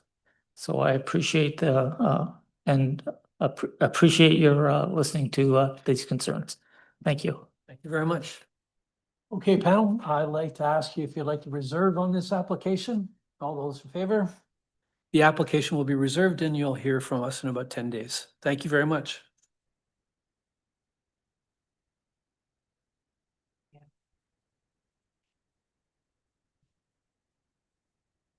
Okay, the next item on our agenda today is item number 12, having to do with 1 Amberley. Mr. Jalkotsi, you're up again.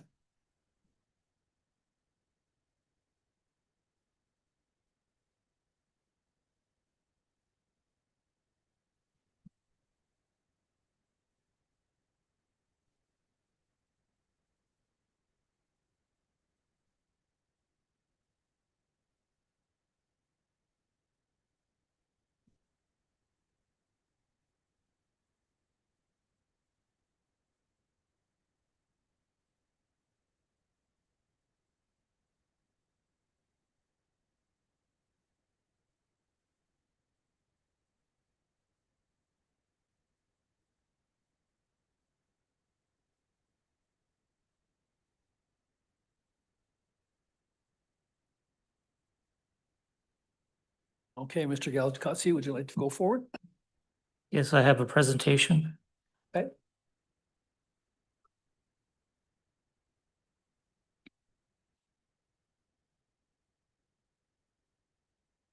This property is located in Rothwell Heights. The zoning is a R1AA. It's in Schedule B3 Outer Urban Transact in the Ottawa's official plan. This is quite a unique site from the perspective of it being a very significantly treed site. So I had quite some discussion with the owner of the property, and as well, we flyered the entire neighborhood of that site middle of the summer, actually, towards the end of the summer. And I had received 2 comments back from neighbors asking for additional information, but I believe we don't have anybody from the community responding with concerns about this development. Next slide, please. So it is a corner lot, and under the zoning bylaw, a corner lot can be severed with lot areas at 49% of the required lot area for that zone. And both the lot areas that are proposed, next slide, please. Next slide, please. Both of the lot areas that are proposed meet that criteria. The minor variances that we are applying for, one is for lot width and for a reduction in lot width, and that's effectively designed to keep the existing dwelling that is there and is being currently fully renovated. The other piece of the property, which is on the north side, shows the new lot, which fully conforms in lot area and lot width, but we are requesting minor variances for the purposes of retaining trees and creating a character and access that is more appropriate for that specific site. So you'll see that there's two dotted lines. There's a red dotted line and a dark dotted line. The red dotted line is the footprint that my client is applying for. The black dotted line is what would be permitted under the zoning bylaw with no minor variances. The intention here is to protect a series of trees that are in the northwest corner. What we had the, next slide, please. What we had the arborist do here was actually do a ranking of trees, and we did not want to differentiate between trees that are on the property that are technically not a significant tree or a distinctive tree under the bylaw, meaning 30 centimeters and under 30 centimeters. We wanted to also identify trees that were smaller but were worthy of retention because of their character, their youth, their health, that type of thing. And I actually let AI take a look at how do you do a footprint with these different classifications of trees. And it came up with not quite this kind of footprint, but came up with a similar footprint. The other aspect that we're doing with this property is you'll note on the northwest corner of the property, the building is being proposed to be put on screw piles. And the rationale for that is that those trees that you see that are close to the perimeter of the building, placing the building on screw piles means those trees can also be retained. So effectively, based on the current ideas that are coming into the new zoning bylaw, what we're asking for is a minor variance to approve some shifting of footage, square footage of the building to the front yard from the southwest corner, excuse me. And in that fashion, we're limiting the excavated portion of the building to the remainder side that you see with the in the dotted lines there in the hashed section. Next slide, please. So this gives you a bit of a clearer idea of the portions of the building.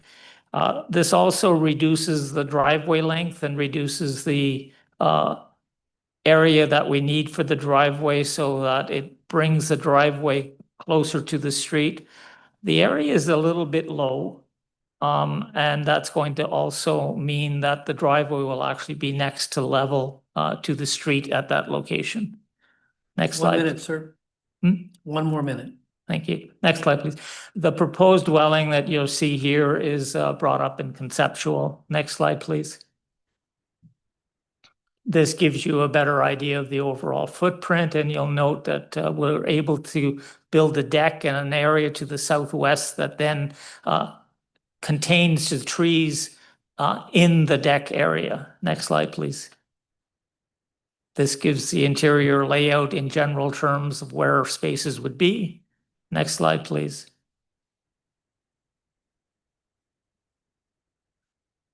And that's the second floor. Next slide, please. And this gives you an idea of the ability to retain these trees as you see on this plan. Next slide, please. These are just the elevations. That concludes my presentation. Thank you. Thank you very much. Does the panel have any questions? Mr. Barrett? Ms. Wright? Yeah, I do. Just around the merit variances with respect to the garage. I guess I'd like to hear a little bit more justification or rationale behind why it has to be just over 6 feet beyond what's permitted, the minus 0.6 and plus 1.5. Is there not enough room? Is the yard not deep enough to be able to pull that back 6 feet and therefore not even apply for variances in this case?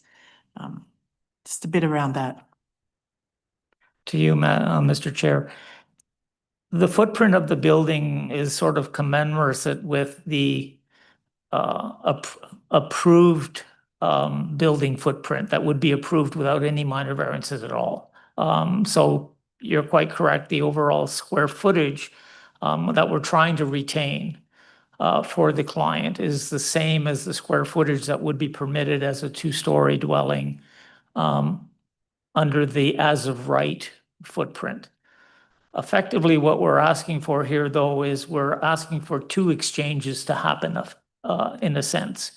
We're exchanging where we could build on the southwest corner, which also, by the way, lines up the front face of that jog that goes in, lines it up with the front face of the house to the south that's existing. So the idea is to create some continuity in the facade on that side.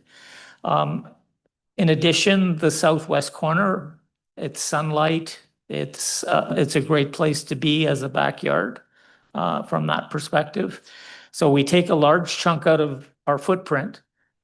We add a little bit of to the footprint in the rear corner, rear southeast corner, and we add a bit to the front. I should note that the second story of the property meets the setback requirement. So it's only the garage that's pushing forward. And in the way that we've designed the garage, we've actually, if you don't know the neighborhood, people put in 3, 4, and 5 car garages in that neighborhood. It's a fairly, everybody seems to have a car, and I now know a number of people who have lifts inside their garages because of the number of vehicles that they have. But this, I think, is a very small minor variance that enhances the property from the perspective of its impact on the neighborhood. It enables us to keep some of the most significant trees in the south west corner. And it also shortens our driveway, makes it a bit cleaner. So that's the rationale for doing that, minimizing the adverse impact on the neighborhood to the maximum extent possible. Just to be clear, it doesn't actually stop anybody in the end result, and they'll have to make their argument, from bringing a property to for a building permit that fully complies with the zoning bylaw permitted as of right footprint. For obvious reasons, it doesn't stop somebody from doing that, but now they'll have to explain to the forester why that's a benefit versus what we have proposed. It is a 5,000 plus square foot house, that's for sure. Okay, thank you. Ms. McLean, any questions? No. Mr. Bolts? So the rationale is to save the trees. Has the forester confirmed that the trees growing through the deck will be viable? There's enough water. It's designed so that they'll be watered adequately and they receive enough sunlight back there? Yes, Mr. Chair. The water table is actually quite high there. I actually have photographs that I took just about just in December when I put the sign up, and we actually had, and we hadn't had any rain. We had some standing water on the site. As it stands, there's not going to be any difficulty for moisture in that area. The higher ground to the southeast, the groundwater table comes down. I own a property on 51 Rothwell Drive, and I actually put my house on a floating slab and screw piles partly to keep all the trees, but also because there is definitely a water table issue. Thank you, Mr. Chair. Thank you. Now, planning, do you have any comments to make about this application? I have no comments, but I'm happy to answer any questions. Thank you. Mr. Barrett, do you have any questions for planning staff? Okay. Ms. Wright? No. Okay, Ms. McLean? Mr. Baltz? No questions. Now, anyone from the public would like to make some comments? Anybody in-house? Anyone online? There is a speaker who's raised their hand online, Mr. Chair. Okay. I'll bring them forward. Hello, speaker. I don't have your name.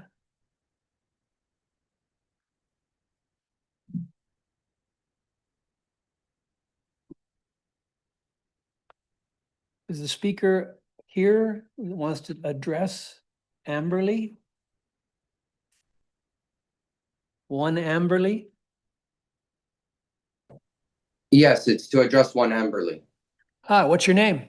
Hi, my name is Or Bilak. I'm the president of Neoteric Developments. And I wanted to make the panel aware that I personally have been working with Chris Jalkotsky for years. And because he lives in the community and because I own an adjacent home, I wanted to respect the neighborhood and asked him to come up with a plan that would be better than what is allowed and to save more trees in order for this to be developed better than what is already permitted. So thank you for hearing the idea and considering allowing us to do something better for the neighborhood and for the trees. The other thing I would like to make mention of is the rationale for also moving the driveway is so that no one is pulling in and out of the intersection. If it were where it was originally proposed to be put down, you would be very close to a Y-shaped intersection, and that wouldn't be good for the neighborhood. All of this was to create something better for people I know and care about in the neighborhood and reflect positively on my development company. Okay, hang on because we may have some questions for you. Mr. Barrett, do you have any questions? No, I don't. Ms. Wright? No. Ms. McLean? Mr. Baltz? No, no further questions. Thank you very much for your input, sir. Thank you. Okay, so now you have the opportunity, Mr. Jalkowski, to give us the last word. Thank you, Mr. Chair. I don't have anything further to say. Thank you. Okay, thanks very much. I'd like to ask the panel if they would like to reserve this application. All those in favor, raise your hands. Your application, application is going to be reserved and you'll receive our decision in 10 days, sir. Thank you. Thank you, Mr. Chair and panel.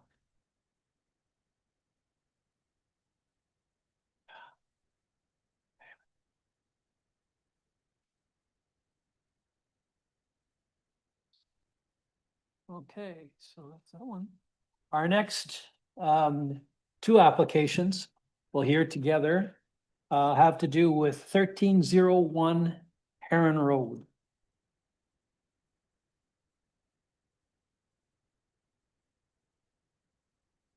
Give me like set up my computer. Okay. Yeah. Just second. Hearing both of them, 1301 and 13. We'll ask him what he wants to put them together.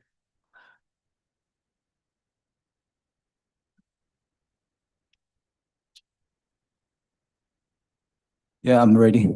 Okay, can you please state your name and your address, sir? Yeah, good afternoon, Mr. Chair and committee member. My name is Chang, the architect. So I'm living in Canada, 33 Willow Glen Drive. So I'm going to present 1301 and 1307 Heron Road on the behalf of the owner seated behind me. Okay, would you like to do them independently or are you going to do them together? I will present by myself. Any question my client want to make a speak, he will stand forward. Okay, my question was, do you want to present 1301 first and then 1307? Or do you want to do them together? I will do together because the same side by side. Okay. Can I see the first slide, please?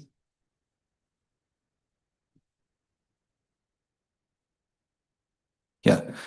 Our application just examines existing properties 1301, so 1307 Heron Road, and apply the minor variance for the new single house with additional house. Second slide, please.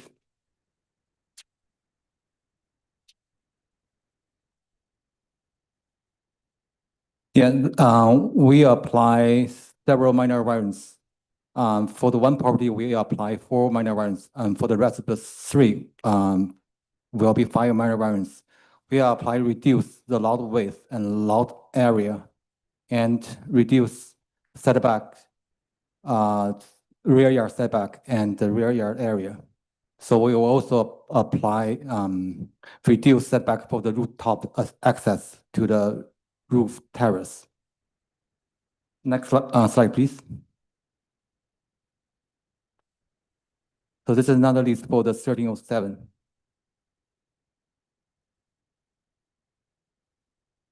This is a Google map, show the property is along the minor corridor, Heron Road, and also it's a walking distance to the Bank Street, about 15 minutes.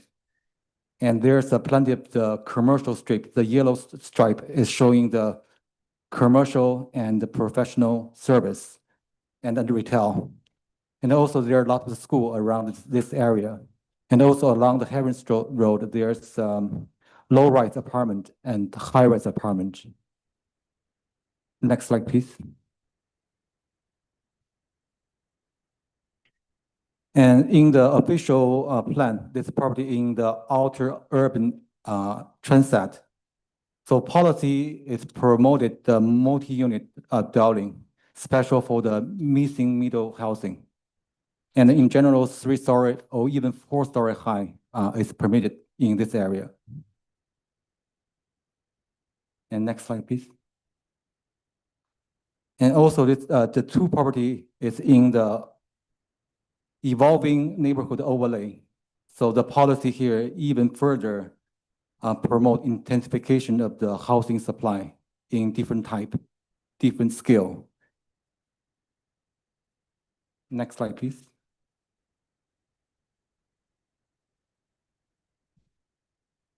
Housing policy in the official plan even promote diversity in the unit size and density and the different options for the property. Missing middle housing definition is about promote low-rise multiple unit residential unit between 3 and 16 unit. Our proposal is propose single dwelling unit with 2 additional dwelling, so it's fit in the missing middle housing definition. And this slide show, next slide, please. So, next slide, please. Yeah. So I just showed a few, very few slides showing, we know the new zoning bylaw is coming in end of March. So this Heron Road is the minor corridor. So this is the policy or the feature, visionary image showing what will happen along Heron Road. So the yellow block showing even some higher apartment building will be happen along the street. Next slide, please. Top image showing the current neighborhood, and second one showing will happen in the near future. So if you see the bottom, the maximum building height for the minor corridor will be 6-story height. Next slide, please. So this is the existing condition. The 2 property is oversized, much bigger than the minimal lot area requirement for the current zoning bylaw. The current zoning bylaw is minimum lot area is 450, but one is about almost 800 square meter, another one about 700 square meter. And minimum lot width, current zoning bylaw is It's a 15 meter, but currently one is 22 meter, both is 22.86. So it's oversized, way above minimum requirement by current zoning bylaw. Next slide, please. 1 minute, sir. Yeah. You have 1 more minute. Oh, sorry. So this is showing our consent and severance application. So I won't write through, because it's much detail. It's more important that information at the behind. So we are severing the 2 current property to the 4 new parcel, and have each one a new building in each new parcel. So next slide, please. It's the site lot. It's almost similar to the current neighborhood across street. And this current site plan, the proposed site plan. So with we can, with the reduced lot area, we can fit about 12 single house with a 4 bedroom and 3 bathroom. We have the planted landscape area at the front yard and rear yard, way above the minimum requirement by zoning bylaw. And during before we present, city identified there's a strip, yellow strip, will be a new ROW protection zone. So our design have to relocate the building towards the rear yard. That's why we have 2 additional minor variance we apply reduced minimum rear yard setback and minimum rear area, because we have to give up this yellow stripe to the city. So building have to relocate towards the rear yard. And this is the matrix showing the minor variance we already know. So this minor variance forecast on the right, just the typical floor area. We just want to show with the minor variance, we still can have reachable floor area with all of the room meet the building code requirements. And we also have front yard and rear yard landscape over the minimum requirements. And also we can provide parking at the rear yard and the waste management area.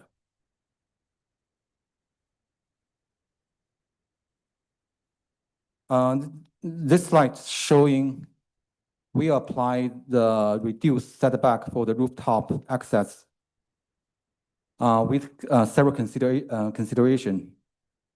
With this minor variance, we still achieve the privacy protection to the neighbor, because we don't have the window at the rear yard, rear yard and the side yard. So only have the front door to the at the front. And also if new zoning, so we are allowed to create additional floor. So this access will be not the minor variance at all. 30 seconds, sir. Sure. I just want to show the table comparison under the new zoning bylaw. So there will be only 1 minor variance for the rear yard setback. And this rear yard setback, because we gave the piece of this land parcel at front as ROW protection. That's the only reason we're going to have the minor variance even under the new zoning bylaw. I have to ask you to wrap it up, sir. Sure. Last slide, just showing the tree protection plan. We try to protect existing tree on the neighborhood on the left. So we have the site discussion with the city forestry and arborist and owner and myself. So the building on the left, we have no basement, try to protect the existing tree root. So we did really due diligence exercise. So this is my conclusions. In our professional opinion, our proposal is it satisfies public interest and present good planning. Thank you. Thank you very much. Okay, I'd like to ask the panel if they've got any questions for the applicant, Mr. Barrett. Yes, just through you, Mr. Chair, just a question of clarification. Did you mention that there was no basement in these units, or there is a basement? Oh, only on the building on the left. On the left one, we're going to have part of the basement. If you, can I show the last slide, please?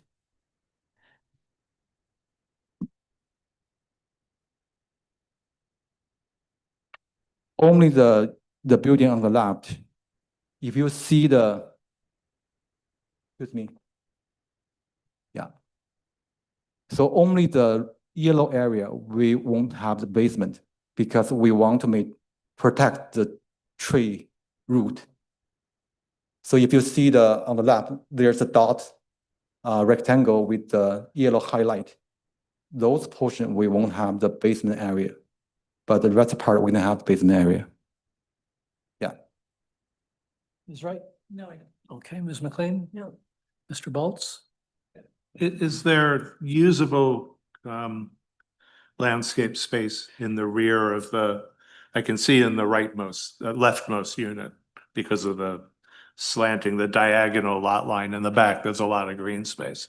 Yeah. The other units, the parking seems to take up almost all of the backyard. Is there anything back there that's usable?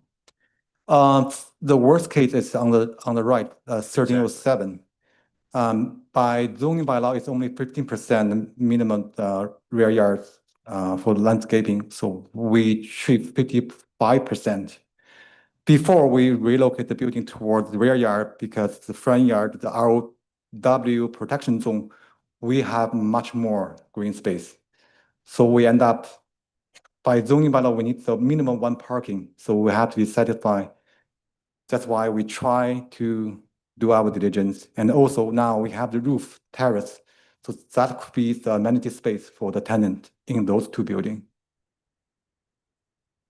And the parking can't be provided in the front or inside the building? We tried the front building, but the city engineering department, they don't like the solution at the front yard. And the parking garage, it is our early decision from the owner. We don't want the front yard parking at this one. So we know we can park at the rear yard. So we did try at the front yard, but city didn't like it. Yeah. Thank you. Thank you very much. So now moving on to planning. I'd like to ask planning if you've got any comments on this application. No further comments from staff. We have no concerns, but happy to answer any questions. Question I have is at 1301 or 1307, do they meet the 4 tests for the variances on each one of those properties? Yes, we're satisfied. Okay. Anybody else have any questions, Mr. Barrett? No. Ms. Wright? No. Ms. McLean? No. Mr. Baltz? Yeah, just the variances for 1301, D said there was a 30% requirement for the rear yard, and I said 28%. Why is that? Or did I pull the wrong numbers? Just give me one moment there. Sorry, you can carry on.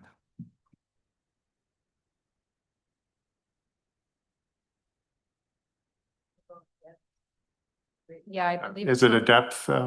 We're in an area where the rear yard is based on a lot depth. so it's Okay, and that's percentage, and then diagonal. because it's, irregular, so you gotta do a little bit Okay, different math. thank you. All right, so now I'd like to move on to the public and see if anyone from the public would like to speak. Come on down, sir.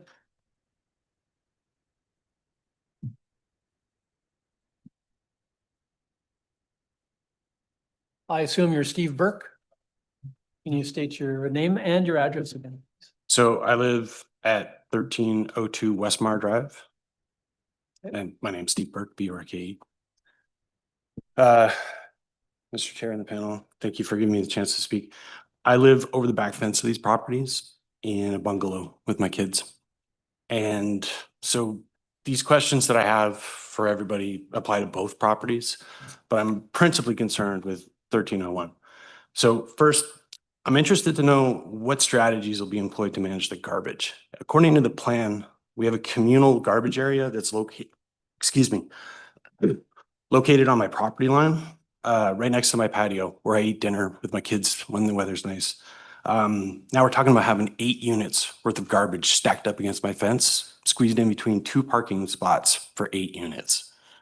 I don't understand how this is going to work, but I'm very curious to know how in the summer heat we're going to manage the smell, the insects, the rats, all of the things that come along with storing tons of garbage. On that note, I'm very curious about snow removal.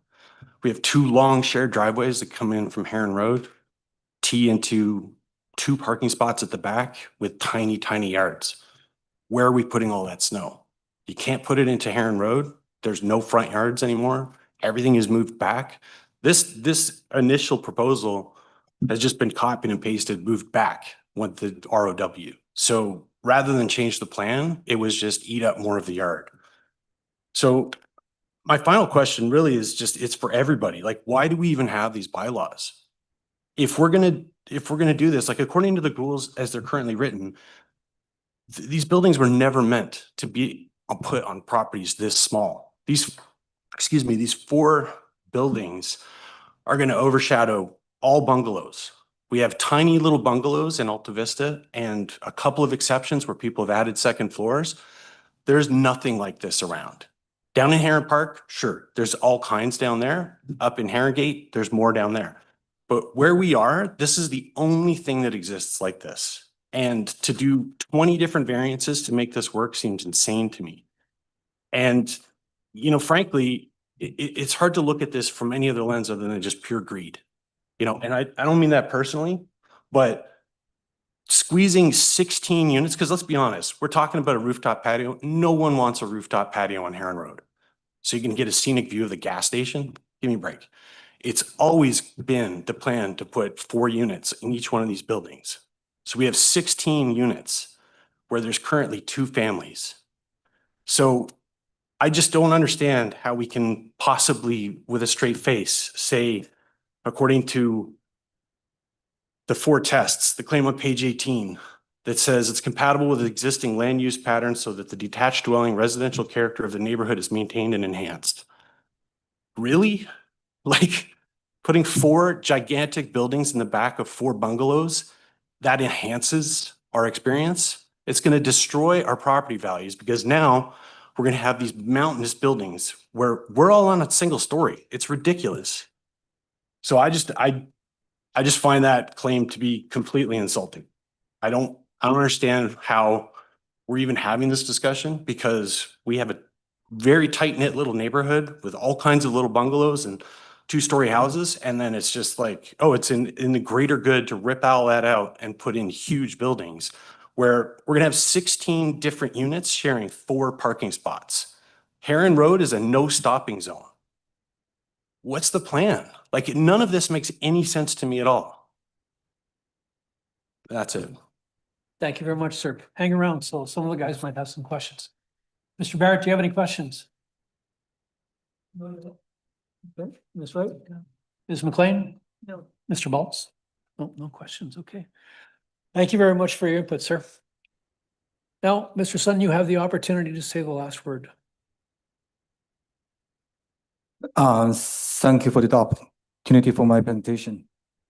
We do see this opportunity for help city to provide more dwelling units.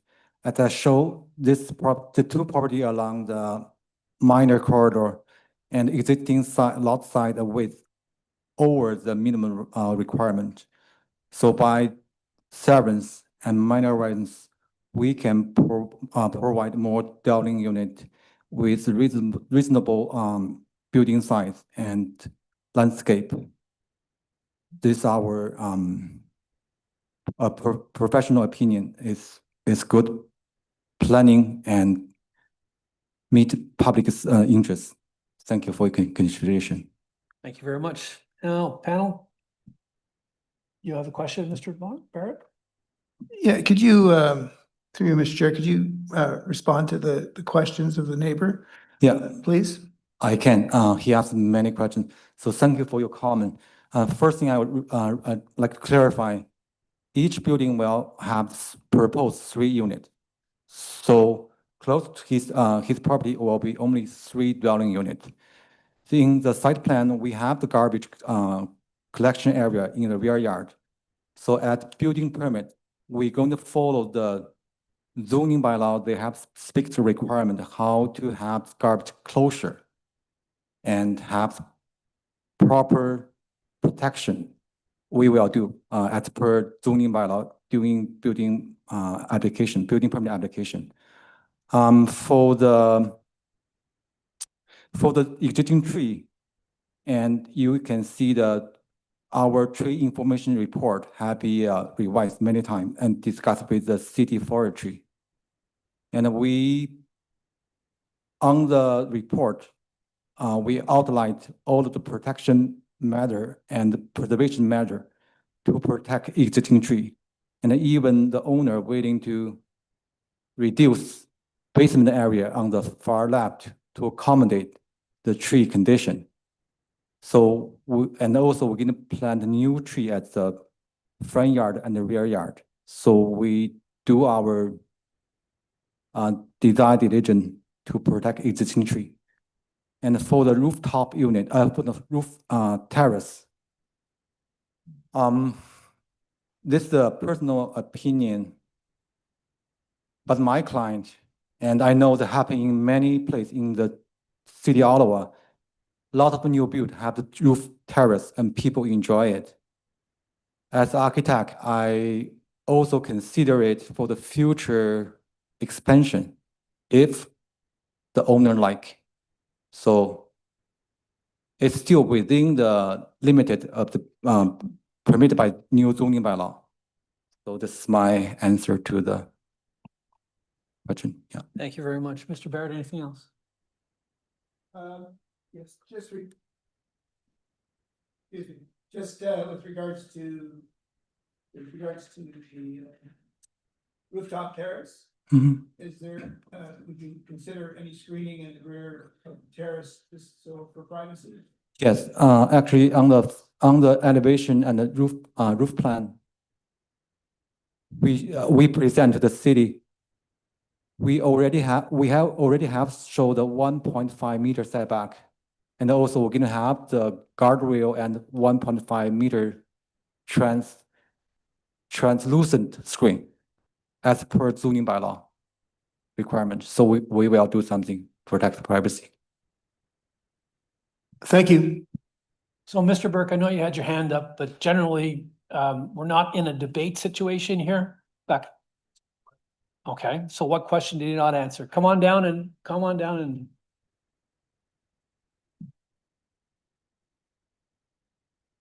I didn't ask about protecting trees. I asked about the snow clearing. Yeah. Snow clearing, and we showed the shared driveway at the middle of the 2 property. We owner, that's next stage. We will have the snow manage the plan to even can show down our site plan on the building permit application. So we're gonna have some private or owner self force to take care of snow removal. Okay, thank you, sir. Remove how? Like, where are you going to put it? There's no yard anymore. I think he said he was going to address it at the next stage, and that's where we have to deal with it at that point. Okay, thank you very much. Is there anything further, Mr. Barrett? No. Okay, and Ms. Wright? Ms. McLean, Mr. Baltz? I just, one other issue that was raised is the height. So what is the permitted height under the zoning? And what's the height of your building? Yeah, current zoning is 8 meter. We are at 7.59. Okay, so this is the lower. permitted height. Yeah, it's permitted height. On the site. Thank you. Yeah. Okay, thank you very much. I'd like to ask the panel if they would like to reserve on this decision. The application will be reserved and we'll let you know in 10 days Thank you. of our written decision. Thank you very much. I think that concludes our hearings for today. One more One more. application. Wait, I forget. Oh, geez. Okay, sorry about that. Item 16. Mr. Yakachuk. Back again.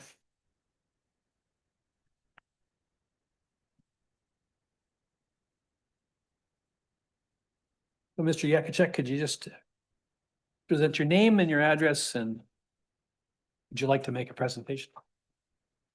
Sure. My name is Tyler Yakachuk. My address is 420 O'Connor Street. And with regards to a presentation, I believe the application is pretty straightforward. We're looking for a consent to turn one parcel into two. We meet both the all zoning provisions, specifically lot area and lot width. And I believe staff has no concern. So if you have any questions, I'd be happy to answer. Otherwise, nothing further to add.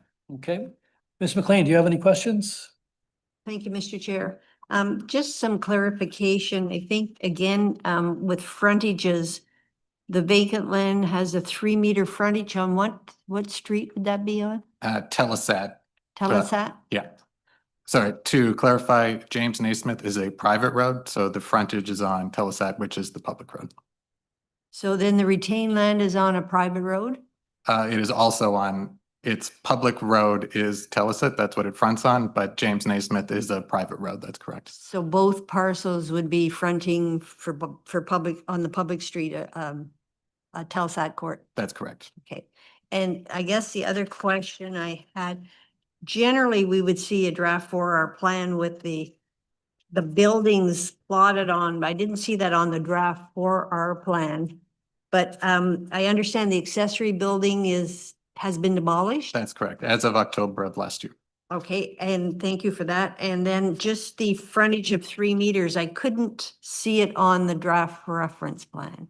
So the new proposed parcel will have a 3-meter frontage. On Telesat Court. And can you show that on, can you show that on your draft plan, or I couldn't?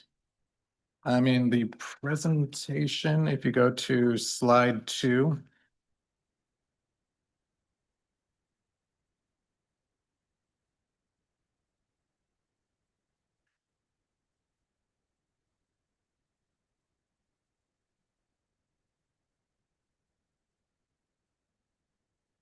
Sorry, next slide, please.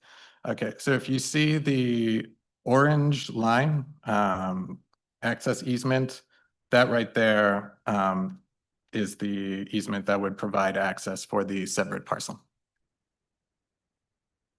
So the separate parcel is not going to own the orange parcel? The easement is in favor of the separate parcel. So I guess I have a question for planning then. Would be the, does a parcel of land not have to front a public street? So it's the easements what's allowing them to have their frontage. Like we're kind of dealing with two different situations here. The plan currently stands, they're allowed to connect in through what they've currently proposed. The alternative, if they develop that separate parcel, there's also another road, I would say in the top corner up there, if they were to open and improve that road, the separate parcel will also have another frontage at the rear once they develop that rear lot as well. If that makes any sense. And there's no requirement for a frontage requirement in this zone, I guess. So this zone has no minimum lot width or lot areas. No minimum lot width and lot area. Yes. But the new parcel's gonna front Telesat Court by virtue of an easement. That's. Yes, that's correct. Sorry. And is there a plan that shows the building, and so we know that we're not, how close the building is to the proposed severance line? I do not have it in the presentation, but I believe a document was provided as part of the submission that showed all the distances from the existing building to the proposed lot line, and they met all of the required setbacks from that lot line. Okay, so I'll look for that plan.